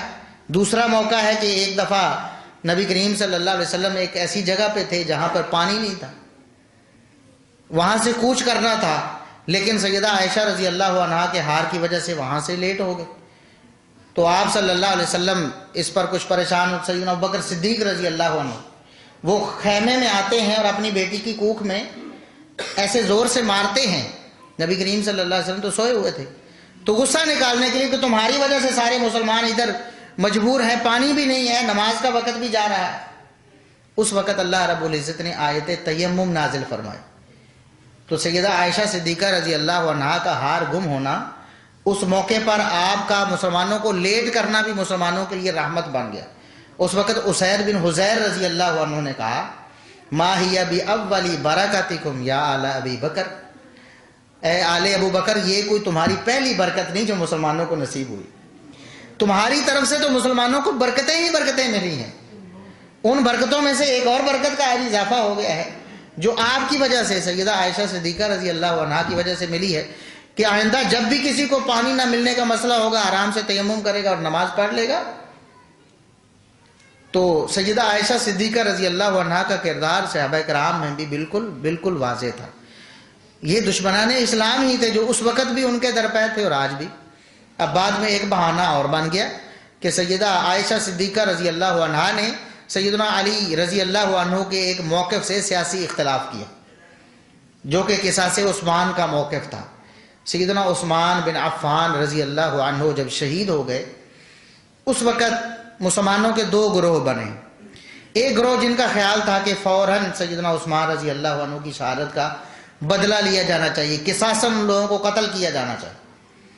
دوسرا گروہ یہ تھا جو سیدنا علی رضی اللہ عنہ اور ان کے ہم خیال تھے، ان کا یہ کہنا تھا کہ ابھی حالات ایسے نہیں، ابھی تو باغیوں نے پہلے سیدنا عثمان رضی اللہ عنہ کو شہید کیا ہے، ابھی ہم ان پر ہاتھ ڈالتے ہیں تو ہو سکتا ہے کہ ان کی بغاوت اور زیادہ پھیل جائے اور حالات ہمارے قابو سے بھی باہر ہو جائے، ہو سکتا ہے کہ مجھے بھی شہید کر دیا جائے اور اس کے بعد جو ہے نا امت پھر متفق ہی نہ ہو سکے کسی معاملے پر، تو لہٰذا ابھی تھوڑی سی تاخیر کرنی چاہیے۔ اسے کہتے ہیں کہ قصاص عثمان رضی اللہ عنہ پر اختلاف، یہی ایک بڑا اختلاف ہے جو صحابہ کرام میں ہوا، اسی وجہ سے وہ جنگ جمل بھی ہوئی، جنگ صفین بھی۔ سیدہ عائشہ رضی اللہ عنہا جب مطالبہ لے کر گئیں تو اسے جنگ جمل کہا جاتا ہے، اور سیدنا معاویہ رضی اللہ عنہ نے جب مطالبہ کیا اور وہ گئے تو اس کو جنگ صفین کہتے ہیں۔ یہ دو موقع ایسے آئے جس کو انہوں نے بہانہ بنا لیا، حالانکہ صحابہ کرام میں سے کسی نے اس کو بہانہ نہیں بنایا دوسرے صحابہ کو بدنام کرنے کے لیے یا ان کو برا کہنے کے لیے۔ اختلافات ہو جاتے ہیں، ایک موقف میں نبی کریم صلی اللہ علیہ وسلم کے عہد مبارک میں بھی ہو گئے، صحابہ کرام کے سیدنا ابوبکر و عمر رضی اللہ عنہما میں بھی اختلاف ہو گئے، ایک سے زیادہ موقعوں پر ہوا، خود نبی کریم صلی اللہ علیہ وسلم کے سامنے ہو گیا۔ ایک دن سیدنا ابوبکر صدیق رضی اللہ عنہ نے ایک رائے دی تو عمر رضی اللہ عنہ نے دوسری رائے دے دی اور کہہ دیا کہ یہ میری رائے کے خلاف آپ نے رائے دی ہے، آپ کا مقصد صرف میری مخالفت کرنا ہے، یہ عمر رضی اللہ عنہ نے کہہ دیا۔ ظاہر انسان تھے، ان کے ذہن میں غلط فہمی آ گئی اور اس غلط فہمی کی وجہ سے اختلاف ہو گیا اور وہ اختلاف ختم بھی ہو گیا، اسی موقع پہ تھا، ختم ہو گیا۔ اسی طرح ایک دفعہ سیدنا ابوبکر صدیق رضی اللہ عنہ اور سیدنا عمر رضی اللہ عنہ میں تکرار ہو گئی کسی بات پہ، ایک دوسرے سے ناراض ہو گئے اور سیدنا ابوبکر صدیق رضی اللہ عنہ نے انہیں راضی بھی کرنا چاہا، لیکن عمر رضی اللہ عنہ نے تھوڑا غصہ دکھایا کہ میں راضی نہیں ہوں گا، تو سیدنا ابوبکر صدیق رضی اللہ عنہ پریشان ہو کر اپنے گھر کی طرف آ گئے۔ عمر رضی اللہ عنہ کو بعد میں پریشانی ہوئی کہ ابوبکر نے مجھ سے معذرت بھی کی تو مجھے چاہیے تھا کہ چلو معذرت قبول کر لیتا، وہ مجھ سے بڑے تھے، مجھ سے افضل بھی ہیں، تو مجھے چاہیے کہ میں اب جا کر ان سے معافی مانگوں۔ جب وہ ان کے گھر آئے تو ابوبکر صدیق رضی اللہ عنہ گھر میں بھی نہیں تھے، وہ مسجد میں نبی کریم صلی اللہ علیہ وسلم کے پاس پہنچ چکے تھے۔ تو عمر رضی اللہ عنہ جب مسجد میں آئے تو نبی کریم صلی اللہ علیہ وسلم نے فرمایا حل انتم تارکون لی صاحبی، آپ عمر رضی اللہ عنہ پر غصے ہو گئے، حالانکہ ابوبکر صدیق رضی اللہ عنہ کہہ رہے تھے انی کنت لازلم، نبی کریم صلی اللہ علیہ وسلم سے کہ اللہ کے رسول جرم تو میرا ہے، غلطی میری ہے، زیادتی میری کی طرف سے ہوئی ہے، عمر کا قصور نہیں ہے، آپ ناراض نہ ہو. لیکن نبی کریم صلی اللہ علیہ وسلم فرماتے ہیں کہ عمر تم میری وجہ سے میرے ساتھی کو اس سے درگزر نہیں کر سکتے. ابو بکر تو وہ ہیں کہ ساری دنیا جب مجھے کہہ رہی تھی کہ تو جھوٹے ہو تو ابو بکر کہہ رہے تھے کہ تم سچے ہو. ابو بکر نے اس وقت میری غم گساری کی جب ساری دنیا مجھے دکھ دے رہی تھی، تو ابو بکر نے آگے بڑھ کر میرا ہاتھ تھاما تھا. تو میری وجہ سے ابو بکر سے درگزر کیوں نہیں کرتے؟ تو اختلافات ہو جاتے ہیں، انسان ہے نا، انسان ہونے کے ناطے کسی کے ذہن میں کوئی ایسی غلط فہمی آ جاتی ہے، وہ اختلافات ہو گئے. وہی اختلافات سیدہ عائشہ صدیقہ رضی اللہ عنہا اور ان کے گروہ اور سیدنا علی رضی اللہ عنہ اور ان کے گروہ کے مابین ہو گئے. زاویہ نظر کا فرق تھا نا، دونوں اپنے آپ کو بالکل درست سمجھ رہے ہیں اور قرآن و سنت کے مطابق اپنا موقف کہہ رہے ہیں کہ ہمارا ہے. ایک وہ ہیں جو کہتے ہیں کہ خون مسلم کی یعنی قیمت اور اس کی قدر یہ ہے کہ اس کا فوراً قصاص لیا جائے، تاخیر کرنا تو درست ہی نہیں ہے. اور نبی کریم صلی اللہ علیہ وسلم کا طریقہ بھی یہ تھا کہ آپ تاخیر نہیں کرتے تھے. صحیح بخاری میں ہی ہے نا کہ ایک صحابی سیدنا ابو موسیٰ اشعری رضی اللہ عنہ اور دوسرے غالباً سیدنا معاذ رضی اللہ عنہ تھے. تو ابو موسیٰ اشعری رضی اللہ عنہ کے پاس گئے ہیں، وہاں جا کر دیکھا ایک شخص کو باندھا ہوا تھا. تو معاذ رضی اللہ عنہ وہ کہنے لگے کہ اس کو کیوں باندھا ہوا ہے؟ تو بتایا کہ یہ مرتد ہو گیا ہے، یہ مرتد ہو گیا ہے تو اس لیے اس کو باندھا ہوا ہے. تو انہوں نے کہا کہ اس کو قتل کیوں نہیں کیا تم؟ میں اس وقت تک اپنی سواری سے نہیں اتروں گا جب تک تم اسے قتل نہیں کر دے. اللہ کی حد کو فوراً نافذ کرنا ہے. جب سارا کچھ ثابت ہو گیا ہے، توبہ بھی نہیں کر رہا تو اس کو قتل کرو، مرتد جو ہو گیا ہے. تو اس سے پتہ چلتا ہے کہ نبی کریم صلی اللہ علیہ وسلم کی تعلیم کیا تھی کہ فوراً حد لاگو کی جائے، جب مجرم کا تعین ہو جائے تو فوراً اس کے جرم کی سزا دی جائے. یہ تو ہمارا ہاں ہے نا جی، وہ 20 30 50 سال وہ سزائے موت کا قیدی بھی وہ قید رہتا ہے. اسلام کا تو یہ ہے کہ اس پر سزا جیسے ہی عدالت نے سنائی ہے بس اس پر سزا لاگو کر دی. تو اسی لیے سیدہ عائشہ صدیقہ رضی اللہ عنہا اور دیگر صحابہ کرام جن میں طلحہ و زبیر رضی اللہ عنہما بھی شامل تھے، طلحہ و زبیر رضی اللہ عنہما عشرہ مبشرہ میں سے تھے، ان کا یہ موقف تھا کہ فوراً قصاص لیا جانا چاہیے. سیدنا عثمان رضی اللہ عنہ کے جو قاتل ہیں ان کو فوراً کیفر کردار تک پہنچایا جانا چاہیے. سیدنا علی رضی اللہ عنہ کی دوسری رائے تھی، وہ کہتے تھے ابھی حالات ایسے نہیں ہیں، ہمیں تھوڑا سنبھل لینے دیں پھر ہم یہ کام کریں. اس اختلاف کی بنیاد پر اختلاف آگے بڑھ گیا. ظاہر ہے جب اختلاف ہوتا ہے غلط فہمیاں پیدا ہوتی ہیں، درمیان میں کچھ شریر لوگ بھی ہوتے ہیں، شرارتیں کرنے والے بھی ہوتے ہیں. تو جب دو گروہ آپس میں ایک دوسرے سے سامنے مذاکرات کر رہے تھے تو درمیان میں کسی نے شرارت کر دی، تیر چل گئے اور ظاہر ہے انہوں نے کہا کہ انہوں نے حملہ کر دیا، ہم اپنا دفاع کریں گے. تو اس طرح معاملہ خراب ہو گیا. اس کے باوجود بھی سیدنا علی رضی اللہ عنہ نے سیدہ عائشہ صدیقہ رضی اللہ عنہا کے احترام میں قطعاً کوئی کمی نہیں. وہ ان کو اپنی ماں ہی سمجھتے رہے، بعد میں بھی پورے ادب و احترام کے ساتھ ان کو بحفاظت واپس بھیجا ہے. یہ نہیں کہا کہ یہ تو میری دشمن ہے نعوذ باللہ اور یہ ایسی ویسی، قطع نہیں. ایک لفظ بھی سیدنا علی رضی اللہ عنہ سے سیدہ عائشہ صدیقہ رضی اللہ عنہا کے خلاف کہنا ثابت نہیں. بلکہ سیدنا طلحہ رضی اللہ عنہ جو سیدہ عائشہ رضی اللہ عنہا کے ساتھی تھے اس جنگ جمل میں، اور اسی جنگ میں شہید بھی ہو گئے. سیدنا طلحہ رضی اللہ عنہ جنگ جمل میں شہید ہوئے. ظاہر ہے کہ علی رضی اللہ عنہ کے لشکر کی طرف سے کسی نے شہید کیا، لڑائی ہوئی، جان بوجھ کے تو نہیں کیا، کسی نے شہید ہو گئے. تو بلکہ ان کے جو بیٹے ہیں عبداللہ بن طلحہ ہیں یا عبد الرحمن بن طلحہ ہیں، مجھے نام نہیں یاد آ رہا، مستدرک حاکم میں صحیح سند سے ثابت ہے کہ ایک دن وہ آ رہے تھے طلحہ رضی اللہ عنہ کے بیٹے، تو علی رضی اللہ عنہ نے، یہ جنگ جمل کے بعد کی بات ہے، سیدنا طلحہ کی شہادت کی بعد کی بات، تو وہ آ رہے تھے دور سے، تو علی رضی اللہ عنہ نے انہیں ویلکم کہا، خوش آمدید. تو وہ تھوڑا سا تلخ ہو گیا بیٹا جو تھا باپ کی شہادت کو یاد کر کے. اس نے کہا کہ میرے باپ کو آپ نے شہید کر دیا اور آج مجھے ویلکم کہہ رہے ہیں آپ، یہ بات انہوں نے کہہ دی. تو علی رضی اللہ عنہ نے اس پر بھی ناراضگی کا اظہار نہیں کیا، حتیٰ کہ وہ بیٹا ہے، وہ صحابی بھی نہیں ہے. طلحہ رضی اللہ عنہ تو عشرہ مبشرہ میں سے تھے نا، بیٹا صحابی بھی نہیں ہے. اس نے کہہ دیا کہ میرے باپ کو آپ نے قتل کر دیا اور آج مجھے ویلکم کہہ رہے ہو. تو علی رضی اللہ عنہ نے کمال شفقت کے ساتھ یہ بات ارشاد فرمائی کہ بیٹا مجھے امید ہے کہ اللہ رب العزت نے جو فرمایا نا قرآن میں وَنَزَعْنَا مَا فِي صُدُورِهِم مِّن غِلٍّ إِخْوَانًا عَلَىٰ سُرُرٍ مُتَقَابِلِينَ، جو فرمایا نا کہ قیامت کے دن جنت میں جب جائیں گے تو جتنے بھی اختلافات ہوں گے سب کے سینوں سے ختم ہو جائیں گے، سارے بھائی بھائی بن کر جنت میں سرداروں کی طرح تختوں پہ بیٹھے ہوں گے، ایک دوسرے کے سامنے بیٹھے ہوں گے۔ مجھے امید ہے کہ یہ آیت ہمارے بارے میں ہی نازل ہے، ہم اس آیت کے انشاءاللہ مصداق بنیں گے۔ باوجود اتنے بڑے اختلاف کے، لڑائی ہو جانے کے بعد بھی علی رضی اللہ عنہ کیا کہہ رہے ہیں اپنے مخالفین کو؟ یہ جنتی بھی ہیں اور ہم مل کر جنت میں جائیں۔ اور یہی بات ہے جو روافض کا کلا کما کرتی ہے۔ ہم یہی کہتے ہیں کہ علی رضی اللہ عنہ بھی اور ان کے جو سیاسی مخالف تھے صحابہ کرام صاحب مل کر ہی جنت میں جائیں گے۔ اور یہ جو لوگ ہیں جو نعوذ باللہ صحابہ کرام کے بارے میں یا امہات المومنین کے بارے میں زبان درازی کرتے ہیں، یہ جنت سے محروم رہے۔ یہ تو اللہ اور اس کے رسول صلی اللہ علیہ وسلم کا فیصلہ ہے نا۔ امہات المومنین کا جو ادب نہیں کرے گا، جو نبی کریم صلی اللہ علیہ وسلم کے پیاروں کو گالیاں دے گا، ظاہر ہے یہ تو نہیں ہو سکتا کہ وہ بھی جنت میں ہوں، نبی پاک صلی اللہ علیہ وسلم کے محبوب بھی جنت میں ہوں اور ان محبوبوں کو گالیاں دینے والے بھی۔ تو بہرحال امہات المومنین میں سے سیدہ عائشہ صدیقہ رضی اللہ عنہا کا ایک بڑا مقام ہے۔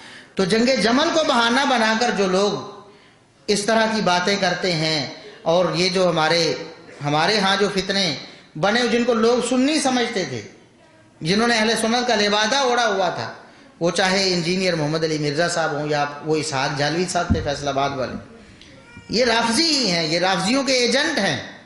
انہوں نے صرف اوپر سے ایک چوگا پہنا ہوا تھا، اپنے آپ کو ظاہر کیا کہ ہم شیعہ نہیں ہیں، یہ ہیں ہی شیعہ، ان کے موقف پہ اور شیعہ کے موقف میں کوئی فرق نہیں۔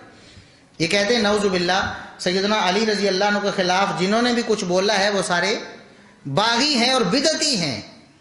کہتے ہیں خلیفہ راشد کے خلاف بغاوت جو ہے وہ بدعت ہے، اور نیچے سیدہ عائشہ صدیقہ رضی اللہ عنہا کی روایت لے کر آئے ہیں کہ انہوں نے اختلاف کیا سیدنا علی رضی اللہ عنہ۔ گویا کہ سیدہ عائشہ صدیقہ رضی اللہ عنہا کو اور طلحہ و زبیر رضی اللہ عنہما کو اور دیگر صحابہ کو بدعتی کہہ رہے ہیں، نعوذ باللہ ثم نعوذ باللہ۔ حالانکہ قرآن امہات المومنین کہتا ہے، قرآن کہتا ہے کہ کوئی عورت دنیا کی ان کا مقابلہ شان اور مقام میں نہیں کر سکتی۔ قرآن ان کے فضائل بیان کرتا ہے، قرآن کہتا ہے کہ یہ ہماری طرف سے، اللہ کی طرف سے پسندیدہ اور چنیدہ ہیں۔ قرآن ان کو اہل بیت کہتا ہے، اور قرآن کہتا ہے ان کے گناہ ہی اللہ نے دھو دیے ہیں سارے، ان کا کوئی جرم ہی نہیں ان کے پلے میں، یہ تو تطہیر اللہ رب العزت کی تطہیر سے پاک ہو گئے ہیں۔ تو ان کے بارے میں یہ کہتے ہیں کہ نعوذ باللہ بدعتی ہیں وہ۔ سیدہ عائشہ صدیقہ رضی اللہ عنہا کا کوئی ذاتی اختلاف سیدنا علی رضی اللہ عنہ سے نہیں تھا، بالکل بھی نہیں تھا، بلکہ کسی بھی صحابی کا کوئی بھی ذاتی اختلاف جنگ جمر اور جنگ صفین میں سیدنا علی رضی اللہ عنہ سے نہیں تھا۔ غلط فہمی تھی صرف، کیونکہ دونوں اپنے آپ اپنے موقف میں بالکل درست تھے، سمجھنے ہر بندہ سمجھ رہا تھا کہ میرا موقف ٹھیک ہے، اور آپ لاجیکلی یا دلائل کے اعتبار سے کسی کی بھی موقف کو غلط نہیں کہہ سکتے۔ جو سیدہ عائشہ صدیقہ رضی اللہ عنہا یا سیدنا معاویہ رضی اللہ عنہ ان کا موقف تھا فوری قصاص لینا چاہیے۔ میں نے حدیث پیش کی کہ صحابی سواری سے نہیں اترے، انہوں نے کہا کہ اس کو کیوں باندھا ہے؟ کہا کہ مرتد ہو گیا ہے۔ فرمایا کہ جب تک اس کو قتل نہیں کرو گے میں سواری سے نہیں اتروں۔ فوراً بندے کا بندوبست، جلاد کو بلایا گیا، اس کو قتل کیا گیا، تب وہ اپنی سواری سے اترے، اس لیے کہ اللہ کی حدود کو لاگو کرنے میں کوئی بھی تاخیر نہیں، یہ ان کے سامنے تھی۔ جبکہ سیدنا علی رضی اللہ عنہ یہ سمجھتے تھے اور ان کے جو ہم نوا تھے کہ ابھی حالات ہمارے کنٹرول میں نہیں ہیں، تھوڑا سا صبر کر لیتے ہیں، تھوڑے سے حالات قابو میں آ جاتے ہیں تو پھر ہم ان سے نمٹ لیں گے ان لوگوں کو۔ اور بڑی جو کلک والی بات یہ تھی کہ وہ علی رضی اللہ عنہ کے گروہ میں شامل ہوئے تھے، اور صحابہ کرام کو نظر بھی آ رہا تھا کہ یہ علی رضی اللہ عنہ کے گروہ میں ہیں، قاتلین عثمان بھی ہیں اور علی رضی اللہ عنہ کے گروہ میں بھی ہیں۔ اور علی رضی اللہ عنہ اس وقت مصلحت کے تحت خاموش تھے، دانت وہ بھی پیستے تھے غصے سے، غصہ آتا تھا، پلاننگ بھی کرتے تھے، مشورہ کرتے تھے کہ اس کو قتل نہ کروا دوں، لیکن پھر دیکھتے تھے کہ نہیں، حالات بے قابو نہ ہو جائے، کہیں ابھی ان کو ہاتھ ڈالا تو یہ پھر جتھا بن کے کہیں میرے خلاف، چونکہ باغی جو ہو جاتا ہے اس کا دماغ کبھی بھی خراب ہو سکتا، اس لیے ان کا موقف اپنی جگہ پر ٹھیک تھا۔ اور یہ غلط فہمی جو ہے آپس میں ہو جاتی ہے، انبیاء کے مابین ہو گئے، سورہ آراف میں بھی اور سورہ طٰہٰ میں بھی اللہ رب العزت نے موسیٰ و ہارون علیہ السلام کا واقعہ بیان کیا ہے کہ موسیٰ علیہ السلام جب کوہ طور پہ گئے تو پیچھے ہارون علیہ السلام کو چھوڑ کے گئے کہ آپ نے قوم کا خیال کرنا ہے، ان کو واضح و نصیحت کرنی ہے، کہیں یہ راہ حق سے بھٹک نہ جائیں۔ بڑی مشکل سے ان کو واضح و تبلیغ کر کے توحید کی طرف لایا ہوں۔ تو موسیٰ علیہ السلام کے جاتے ہی پیچھے سے قوم نے بچڑے کی عبادت شروع کر دی۔ جب موسیٰ علیہ السلام واپس آئے تو آتے ہی انہوں نے دیکھا کہ قوم تو بچڑے کی عبادت کر رہی ہے، جن کو میں نے بڑی مشکل سے توحید کی طرف لایا تھا کھینچ کر، وہ سارے پھر بچڑے کو عبادت کر سجدے کرنے شروع ہوئے۔ تو موسیٰ علیہ السلام غصے میں آ گئے اور انہوں نے سمجھا کہ شاید میرے بھائی ہارون جو کہ نبی تھے، ہارون علیہ السلام بھی نبی تھے، شاید انہوں نے تبلیغ میں کوئی کوتاہی کر دی ہے، اس وجہ سے جو لوگ بچڑے کی عبادت کرنے لگ گئے ہیں۔ تو انہوں نے سورہ آراف کے الفاظ یہ ہیں کہ اخذ برأس اخیہ یجرہ الیہ، اپنے بھائی ہارون جو نبی ہیں ان کے بالوں کو پکڑ کر کھینچا اپنی طرف۔ بندہ غصے میں کھینچتا ہے، پوری زور سے ان کو اپنی طرف کھینچا بالوں کو پکڑ کر۔ تو کیا آپ کہیں گے کہ موسیٰ علیہ السلام کا قصور تھا یا ہارون علیہ السلام کا قصور تھا؟ جب ہارون علیہ السلام نے دیکھا کہ میرے بھائی جو ہیں وہ مجھے مار رہے ہیں، مجھے گھسیٹ رہے ہیں، میرے بال کھینچ رہے ہیں، تو انہوں نے عرض کیا کہ یبن ام لا تأخذ بلحیتی ولا برأسی، بلکہ سورہ طٰہٰ میں تو ہے کہ داڑھی بھی کھینچی ان کی، ہارون علیہ السلام کی، موسیٰ علیہ السلام۔ کس وجہ سے؟ موسیٰ علیہ السلام کے ذہن میں یہ غلط فہمی آ گئی کہ شاید ہارون علیہ السلام نے کوئی کوتاہی کی، جبکہ ہارون علیہ السلام نے جب اپنی وضاحت پیش کی کہ میں نے تو اپنی پوری کوشش کی، پورا زور لگایا ہے، یہ سامری کے جادوگر کے پیچھے لگے ہیں، میرا کوئی قصور نہیں۔ تو اس وقت موسیٰ علیہ السلام نے پھر انہیں چھوڑ دیا۔ اب آپ کیا کہیں گے کس کا قصور تھا؟ موسیٰ و ہارون علیہ السلام میں اختلاف ہو گیا نا، جھگڑا ہو گیا، گویا کہ موسیٰ علیہ السلام نے داڑھی بھی کھینچی، بال بھی کھینچے، قصور کس کا تھا؟ کسی کا بھی نہیں، کسی کا بھی نہیں۔ ہارون علیہ السلام کا تو ہے بھی نہیں، انہوں نے کوئی کوتاہی نہیں کی، اور موسیٰ علیہ السلام کا بھی نہیں، کیونکہ انہوں نے جان بوجھ کے اپنے بھائی پر ظلم کیا۔ بس ان کے ذہن میں یہ بات آ گئی کہ شاید انہوں نے کوتاہی کی ہے اور میری محنت جو ہے نا وہ ساری پانی میں ملا دی، خاک میں ملا دی ہے، اس وجہ سے وہ غصے میں آ گئے۔ جب صورتحال واضح ہوئی تو انہوں نے بھی چھوڑ دیا ہارون علیہ السلام کو۔ تو اس کے بعد بھی ان کے آپس میں تو کوئی بھی معاملہ نہیں، بس ختم ہو گیا۔ ایک معاملہ تھا، لڑائی جھگڑے تک جو پہنچا غلط فہمی کی بنیاد پر۔ تو جب انبیاء میں ایسا ہو سکتا ہے، انبیاء میں، تو صحابہ کرام میں تو بلاولا ہو سکتا تھا۔ انبیاء اللہ رب العزت کی طرف سے وحی آتی ان پر، صحابہ کرام کی طرف تو وحی نہیں آتی تھی۔ تو اس طرح ان میں تو اختلاف اور زیادہ ہو سکتا تھا، اور ایسا ہوا بھی، اختلافات ہوئے، لیکن اس کے باوجود بھی ان اختلافات کا اثر صحابہ کرام کی شخصیت اور کردار پر کوئی نہیں پڑا۔ اللہ رب العزت کی رضامندی کے جو سرٹیفکیٹ تھے وہ تو نبی کریم صلی اللہ علیہ وسلم کی زندگی میں ہی انہیں نصیب ہو گئے تھے۔ اب سیدہ عائشہ صدیقہ رضی اللہ عنہا نے اختلاف کیا نا، اور اس اختلاف کو بنیاد بنا کر ان پر تان کی جاتی ہے، نعوذ باللہ، کہا انہیں کیا ضرورت تھی جی، وَقَرْنَ فِي بُيُوتِكُنَّ، یہ آیت پڑھ کر بتائی جاتی ہے جی، اللہ نے قرآن میں کہا کہ اپنے گھروں میں بیٹھو، تو ان کو کیا ضرورت تھی نکلنے کی؟ یہ سیدہ عائشہ صدیقہ رضی اللہ عنہا کی توہین ہے۔ اب وَقَرْنَ فِي بُيُوتِكُنَّ کا یہ مطلب تو نہیں کہ عورت کسی کام کے لیے بھی گھر سے باہر نہیں جاتی۔ کیا ہماری عورتیں گھر سے باہر نہیں جاتی کسی کام کے لیے؟ عورتیں مسجد میں بھی جاتی ہیں۔ تو وَقَرْنَ فِي بُيُوتِكُنَّ کا مطلب تو یہ ہے کہ بغیر کسی وجہ کے ویسے ہی عورتیں باہر ایسے آوارہ نہ پھرتی رہیں۔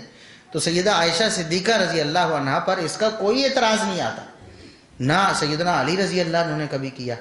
سیدنا علی رضی اللہ عنہ کے بعد سیدنا حسن رضی اللہ عنہ تھے، سیدنا حسین رضی اللہ عنہ تھے، انہوں نے بھی کبھی یہ نہیں کہا کہ سیدہ عائشہ صدیقہ نے بہت برا کیا یا غلط کیا ہمارے خلاف، یا ہمارے بابا کے خلاف نکل کر، ہمارے والد کی گرامی کے خلاف نکل کر۔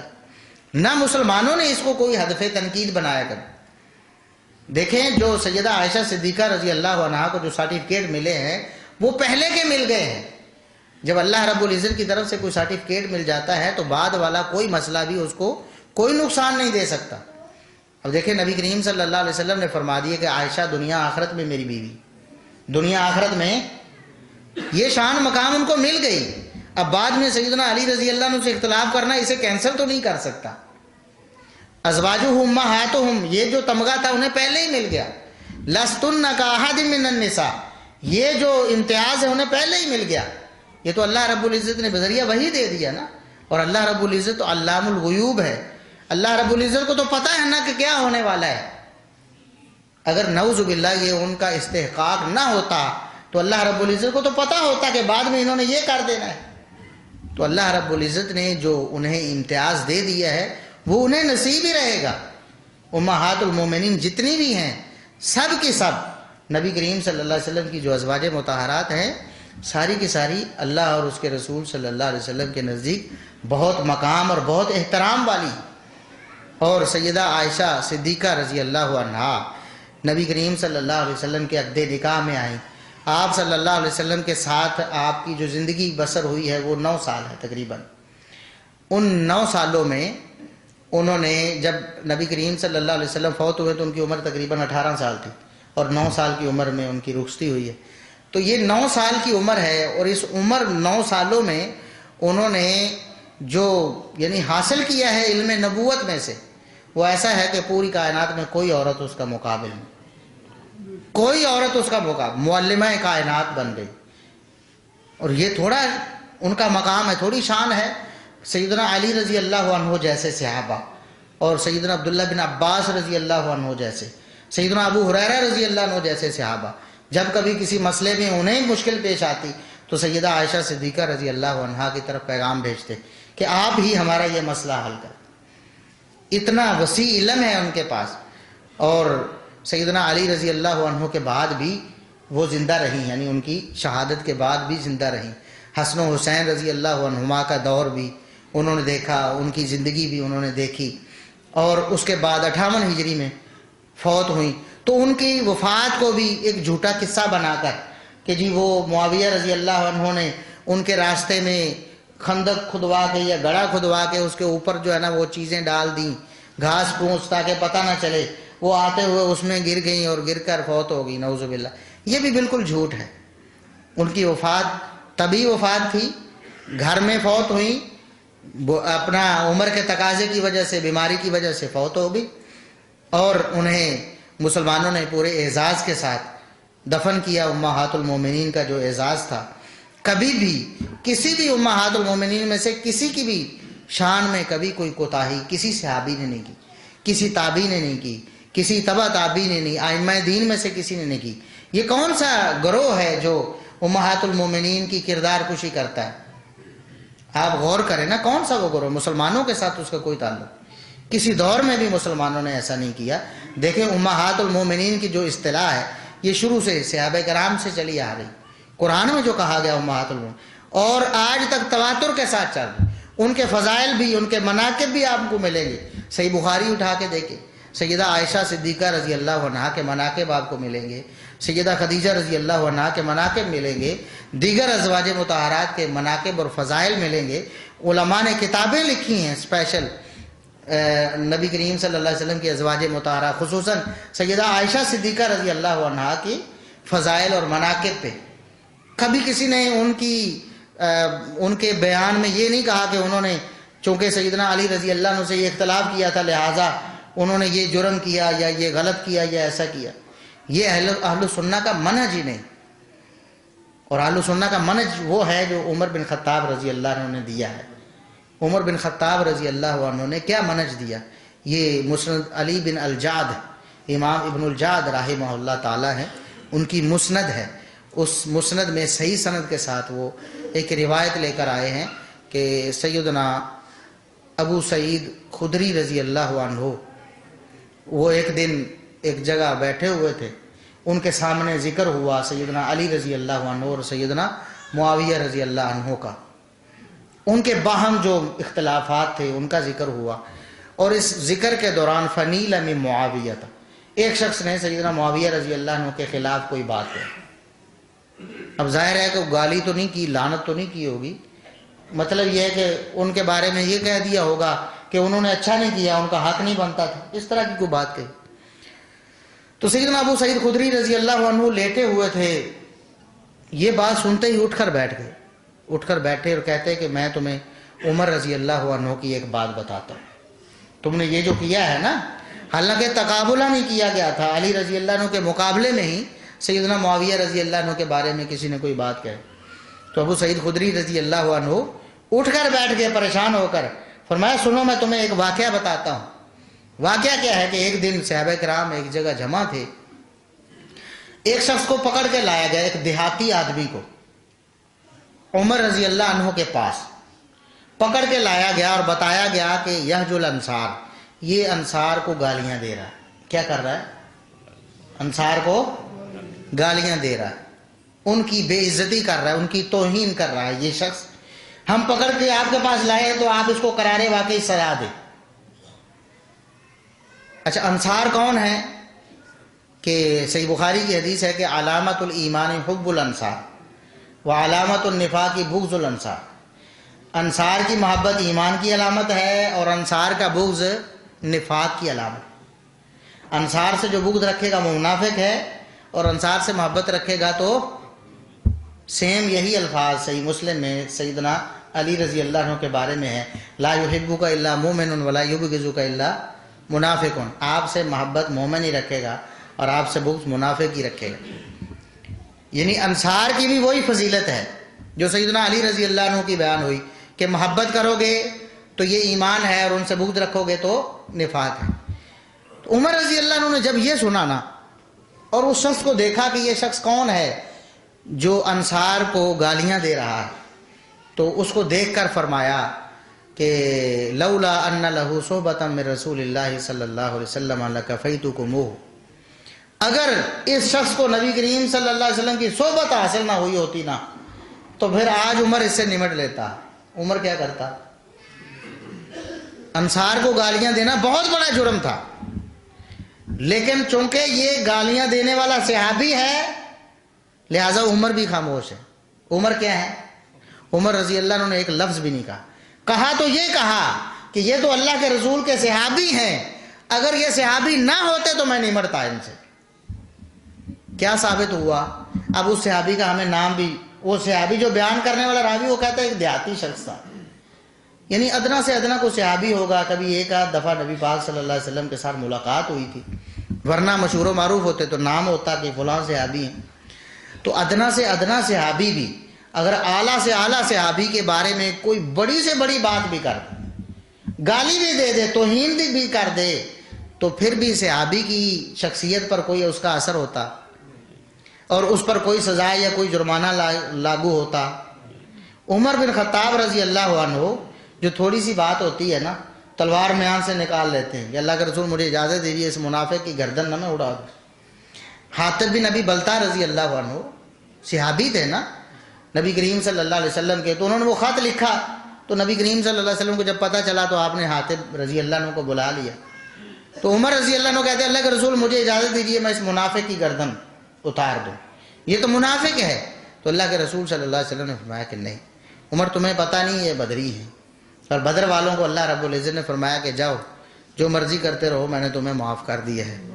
تو عمر رضی اللہ عنہ اگر کوئی مسئلہ ہوتا تو عمر رضی اللہ عنہ کی تلوار اس وقت حرکت میں آتی، اور یہ تو منافق ہے۔ نبی پاک نے کیا فرمایا کہ انصار کا بغض کیا ہے؟ کیا ہے؟ نفاق۔ اس کا مطلب کیا ہے کہ انصار سے بغض، انصار کے بغض نفاق والی بات صحابہ پر لاگو ہوتی؟ بات سمجھ آ گئی کہ نہیں؟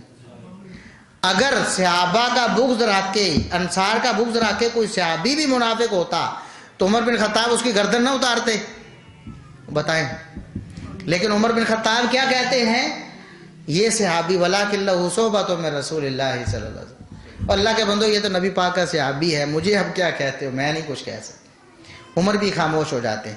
تو صحابہ کرام کے جتنے بھی اختلافات، چاہے کرنے والا کتنا ادنا سے ادنا ہو اور جس سے کیا جا رہا کتنا اعلیٰ سے اعلیٰ ہو، عمر بن خطاب بھی اسے سزا دے سکتے، بلکہ ایک لفظ بھی اس کے خلاف نہیں کہتے۔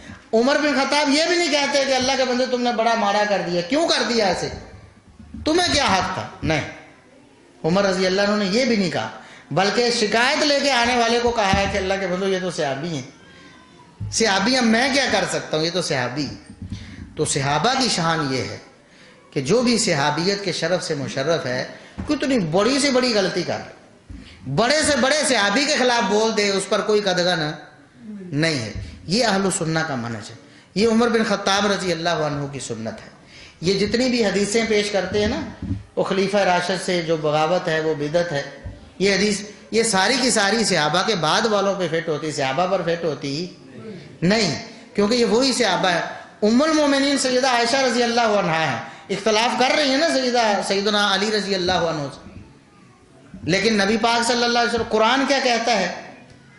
یہ نبی کی بیوی ہیں، قرآن کہتا ہے یہ امہات المومنین میں سے ہیں، قرآن کہتا ہے کہ ان جیسی کوئی عورت ہو ہی نہیں سکتی، قرآن کہتا ہے، حدیث کہتی ہے کہ یہ جنت دنیا آخرت میں نبی کی بیوی ہیں، اور حدیث کہتی ہے، نبی پاک فرماتے ہیں مجھے سب سے زیادہ عورتوں میں سے محبوب عائشہ ہیں، ٹھیک ہے، اور آپ یہ بھی فرماتے ہیں کہ عائشہ کی فضیلت تو سب عورتوں پر ایسے ہی ہے جیسے سرید کی باقی سب کھانوں پر. اس سب کے باوجود، کیونکہ یہ بذریعہ وحی نبی کریم صلی اللہ علیہ وسلم فرما رہے تھے نا، اگر ان کی شان میں کوئی کمی آنی ہوتی تو اللہ رب العزت نے ہی طے کرنی تھی نا، شان پہلے ہی کم طے کر دیتا، تو اس میں کوئی کمی نہیں آنے والی. اسی طرح سیدنا معاویہ رضی اللہ عنہ ہے، انہوں نے بھی اختلاف کیا سیدنا علی رضی اللہ عنہ سے، ان پر بھی کوئی حدیث صادق نہیں آتی، کیونکہ نبی کریم صلی اللہ علیہ وسلم نے ان کو بھی جنت کی بشارت دی ہے. آپ صلی اللہ علیہ وسلم نے فرمایا اول جیش من امتی یغزون البحر قد اوجبوا، سب سے پہلا لشکر جو غزوہ بحر کرے گا ان پر جنت واجب ہو گئی. انہوں نے جنت پکی کر لی ہے اپنی، انہوں نے جنت الاٹ کروا لی ہے. جس کے لیے جنت واجب ہو جاتی ہے اس کے لیے بعد میں اس کی جنت کینسل ہونے کا کوئی پروگرام نہیں، کیونکہ یہ تو بذریعہ وحی نازل ہوئی نا اللہ کے رسول صلی اللہ علیہ وسلم پر، اور آپ نے صحابہ کرام کو بتا دی. بعد میں جو کچھ بھی ہونا تھا وہ اللہ رب العزت کے علم میں تھا، تو وہ تو پکے جنتی ہو گئے. اب بعد میں جو بھی ان کا اختلاف، جو بھی معاملہ ہے، اس سے ان کی جنت کو کوئی فرق نہیں پڑنا، اور ان کی شان اور ان کا مقام جو نبی کریم صلی اللہ علیہ وسلم نے طے کر دیا ہے، جو قرآن و سنت سے ہمیں معلوم ہو گیا، اس میں بھی کوئی فرق نہیں آنے والا. لا تبدیل لکلمات اللہ، اللہ کے کلمات میں کوئی تبدیلی نہیں ہوتی. جو شان اور مقام قرآن و سنت میں آ گیا ہے وہ حتمی ہے، اور اس میں کوئی بعد میں کوئی فرق نہیں آنے والا. تو جتنی بھی ازواج مطہرات سے جو بھی معاملات ہوئے نبی کریم صلی اللہ علیہ وسلم کی زندگی کے بعد بھی، تو ان معاملات کا ان کے ایمان پر، ان کے کردار پر، ان کی آخرت پر کوئی فرق نہیں. اسی طرح صحابہ کرام ہیں، عمومی طور پر جتنے بھی صحابہ کرام ہیں، بعد میں نبی کریم صلی اللہ علیہ وسلم کی صحبت حاصل ہو گئی، اس کے بعد ان سے جو بھی غلطی کوتاہی انسان ہونے کے ناطے ہوئی، اس سے ان کی شان میں، ان کے کردار میں کوئی فرق نہیں آنا. اسی لیے اہل سنہ کا منہج اور ان کا موقف یہ ہے کہ رضی اللہ عنہم ورضوا عنہ. قرآن نے بھی کہا اللہ ان سے راضی ہو گیا، وہ اللہ سے راضی ہو گیا. تمام صحابہ بھی، تمام ازواج مطہرات بھی، نبی کریم صلی اللہ علیہ وسلم کی بیویاں بھی، تمام سب سے اللہ راضی ہو چکا ہے، اور وہ اللہ رب العزت سے سب راضی ہو چکے ہیں. ان کی قبریں اللہ رب العزت نے جنت کے باغ بنا دیے ہیں، ان کی آخرت کی گواہیاں اللہ رب العزت نے اور رسول اللہ صلی اللہ علیہ وسلم نے دے دی ہیں. تو اس لیے ہمیں ادب اور احترام ہی واجب ہے. تو امہات المومنین کہا گیا، اس کا تقاضا کیا ہے؟ ایک تقاضا یہ ہے کہ نبی کریم صلی اللہ علیہ وسلم کے بعد ان کا نکاح آگے نہیں ہو سکتا، وہ حرام ہے امت پر، حرمت.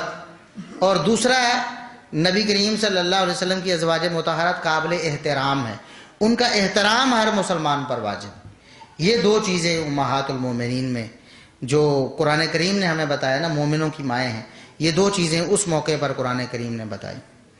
تو اللہ رب العزت سے دعا ہے کہ اللہ تعالی ہمیں ازواج مطہرات کا ادب اور احترام کرنے کی توفیق عطا فرمائے، اور ان کے حوالے سے روافظ کے جتنے بھی پراپیگنڈے، ابھی پچھلے دنوں ایک رافضی جو ہے وہ یہ لوگوں کے سامنے رکھ رہا ہے، دیکھو جی تاریخ طبری میں یہ روایت ہے کہ سیدہ عائشہ صدیقہ رضی اللہ عنہا نے سیدنا عثمان رضی اللہ عنہ کو قتل کروایا تھا. کہتے ہیں کہ قاتلین میں پہلے قاتلوں کو تیار کرنے والے بھی یہ تھیں، قاتلوں کو تیار بھی کیا، اقتلوا نعسلا، کہ جاؤ عثمان کو قتل کر کے آؤ. اور جب عثمان شہید ہو گئے تو بعد میں رونا دھونا شروع کر دیا اور کہا کہ نہیں، ان کے قتل کا قصاص ہونا چاہیے. نعوذ باللہ ثم نعوذ باللہ. اور وہ تاریخ طبری، امام طبری رحمۃ اللہ علیہ، اللہ ان کی قبر پر کروڑوں رحمتیں فرمائے، انہوں نے اتنا بڑا احسان کیا کہ یہ روایت اس طرح آتی تو ہم ڈھونڈتے رہتے، پتہ نہیں کہاں. انہوں نے بتا دیا کہ یہ کس جھوٹے نے گھڑی. انہوں نے ان راویوں کے نام لکھ دیے کہ یہ جھوٹا جو ہے ابو مخنف لوط بن یحییٰ ہے، یہ محمد بن عمر الواقدی ہے، یہ فلاں فلاں ہے. انہوں نے ساری حقیقت کھول کے رکھ دی. تو اس لیے ہم تو اللہ کے فضل و کرم سے سند کو معیار مانتے ہیں.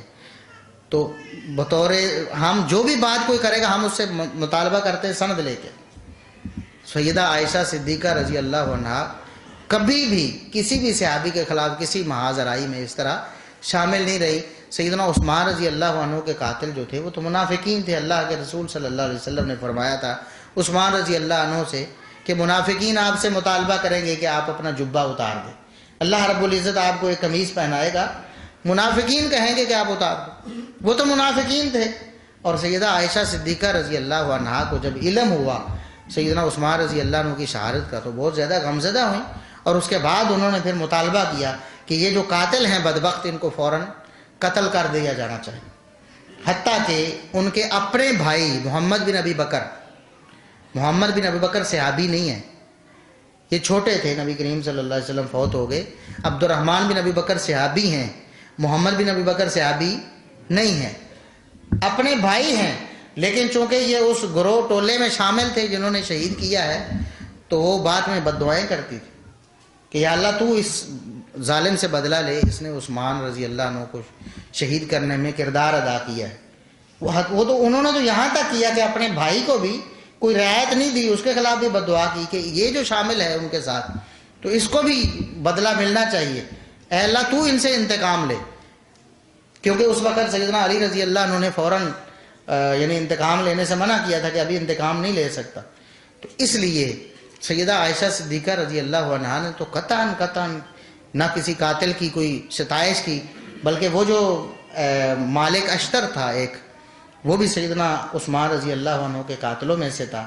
بلکہ اس نے تو اقرار بھی کیا ہے، مصنف ابن ابی شیبہ میں صحیح سند سے ثابت ہے. اور اس کو بھی رافضی ہیرو بنا کر پیش کرتے ہیں. مالک اشتر، اس پہ تو انہوں نے فلمیں بھی بنائی ہوئی ہیں، اس کو ہیرو بنا کر پیش کیا ہے کہ یہ علی رضی اللہ عنہ کا بڑا جانثار سپہ سالار تھا. حالانکہ مصنف ابن ابی شیبہ میں صحیح سند سے ثابت ہے کہ علی رضی اللہ عنہ جب اس کی باتیں سنتے تھے تو دانت پیستے تھے کہ اس ظالم کو کون سا موقع ہے کہ میں اس کو پھڑکاؤں. بلکہ ایک دفعہ انہوں نے کہا کہ میرا دل کرتا ہے کہ میں بندہ پیچھے بھیجوں، اس کو کہیں بھیج کے اس کو قتل کرواؤں. لیکن پھر انہوں نے کہا کہ ابھی معاملہ خراب نہ ہو جائے کہیں. تو علی رضی اللہ عنہ بھی اس کو بدبخت کو صحیح نہیں سمجھتے تھے، مصلحت کی وجہ سے خاموش تھے، تو اس کو بھی ہیرو بنایا ہوا انہوں نے. تو سیدہ صفیہ رضی اللہ عنہا جو ام المومنین ہے، وہ سیدنا عثمان رضی اللہ عنہ جب ان کا گھیراؤ کیا ہوا تھا ان کے لیے کچھ کھانے پینے کا لے کر جا رہی تھی. تو راستے میں اسی بدبخت نے روک لیا، مالک اشتر نے، تو آپ کی سواری کو مارا. تو سیدہ صفیہ رضی اللہ عنہا کہنے لگی کہ مجھے واپس لے چلو، یہ کتا کہیں مجھے جو ہے نا یہاں بے عزت نہ کرے، یہ لفظ کہے انہوں نے. تو امہات المومنین تو قطعاً سیدنا عثمان رضی اللہ عنہ سے کسی طور بھی ان کے کوئی بھی مسئلہ تھا ہی نہیں، وہ ہمیشہ حامی رہی. تو اس طرح کے پروپیگنڈے جو ہیں وہ سوشل میڈیا پہ ہوتے رہتے ہیں، اور نوجوان جو ہیں وہ ان کو تو پتہ ہی نہیں ہوتا. عام طور پر وہ سمجھتے ہیں کہ دیکھو جی، وہ کہہ رہے جی دیکھو سنی کتاب کا حوالہ ہے. ابھی سنی کتاب نے، سنی امام نے اس لیے روایت آپ کے سامنے پیش کی آپ کو پتہ چلے کہ کس جھوٹے کی گھڑنت ہے. پیچھے انہوں نے ٹیگ لگایا، اس جھوٹے کا نام لکھا ہوا، بھئی اس جھوٹے نے یہ روایت بیان کی ہے، آپ سنبھل کے رہنا کہیں اس کو سچ نہ سمجھ لے.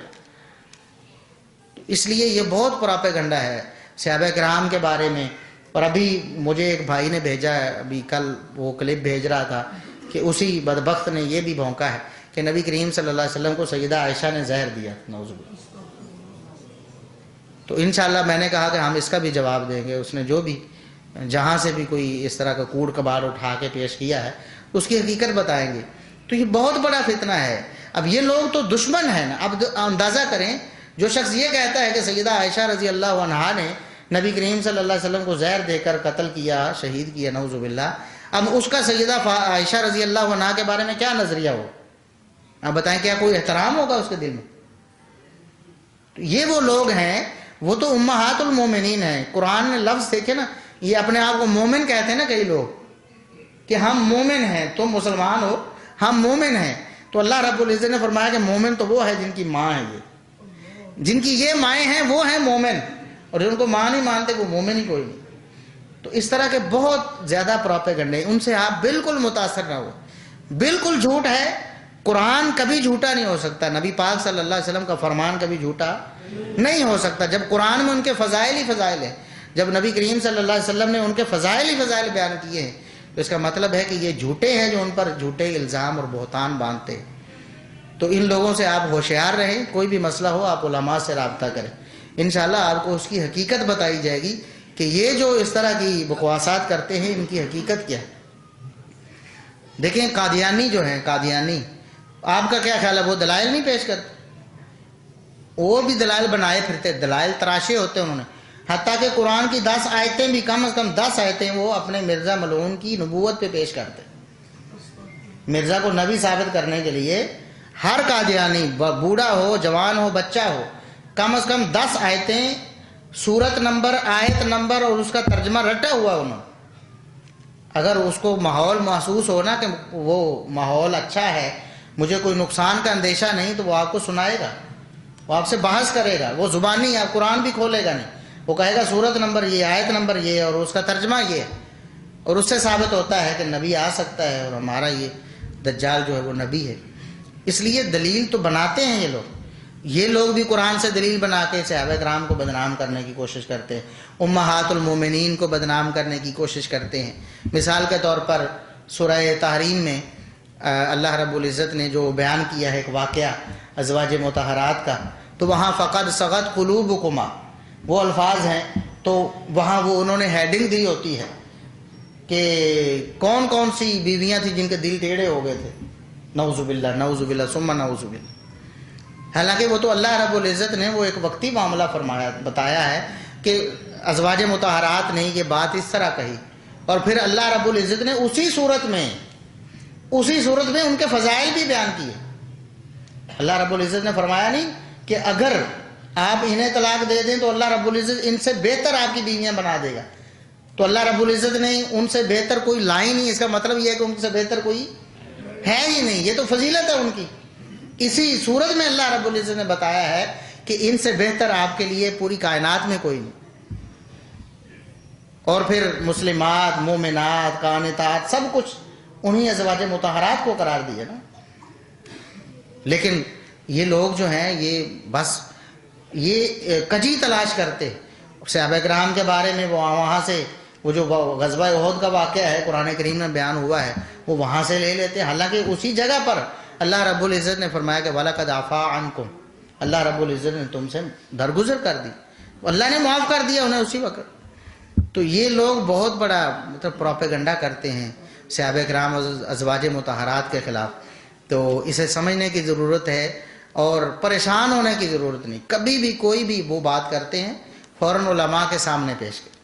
علماء جس طرح قادیانیوں کے دجل و فریب کا جواب دیتے ہیں، قادیانیوں کی کوئی دلیل بھی صحیح نہیں ہوتی، وہ دلیل چاہے قرآن سے دیں چاہے حدیث سے دیں، اس طرح رافضیوں کی، دشمنان صحابہ اور دشمنان امہات المومنین کی کوئی دلیل بھی صحیح نہیں ہوتی، چاہے قرآن لے کر پڑھتے رہیں چاہے حدیثیں آپ کے سامنے پیش کرتے رہیں، کیونکہ وہ جب بھی پیش کریں گے وہ خیانت کریں گے، خیانت سے کام لیں گے۔ اللہ رب العزت کی جو مراد ہے اس کو چھوڑ کر اور مراد آپ کے سامنے رکھیں، نبی کریم صلی اللہ علیہ وسلم کی جو مراد ہے اس کو چھوڑ کر اور مراد سامنے رکھنے کی کوشش کریں، اور اس طرح وہ لوگوں کو گمراہ کرنے کی کوشش کرتے ہیں۔ تو اللہ سے دعا ہے کہ اللہ رب العزت ہمیں نبی کریم صلی اللہ علیہ وسلم کی ازواج مطہرات، آپ کے صحابہ کرام سے محبت رکھنے کی توفیق عطا فرمائے، ہماری زندگی ساری اسی پہ بسر ہو، ہماری موت آئے تو صحابہ کرام، اہل بیت، ازواج مطہرات سے محبت پہ آئے، شہادت کی موت آئے، اور اللہ رب العزت ہمیں قیامت کے دن انہی لوگوں کا ساتھ نصیب فرمائے، جنت میں ہمیں نبی کریم صلی اللہ علیہ وسلم اور آپ کے صحابہ کرام، آپ کی ازواج مطہرات کا پڑوس نصیب فرمائے۔ وآخر دعوانا الحمد للہ رب العالمین۔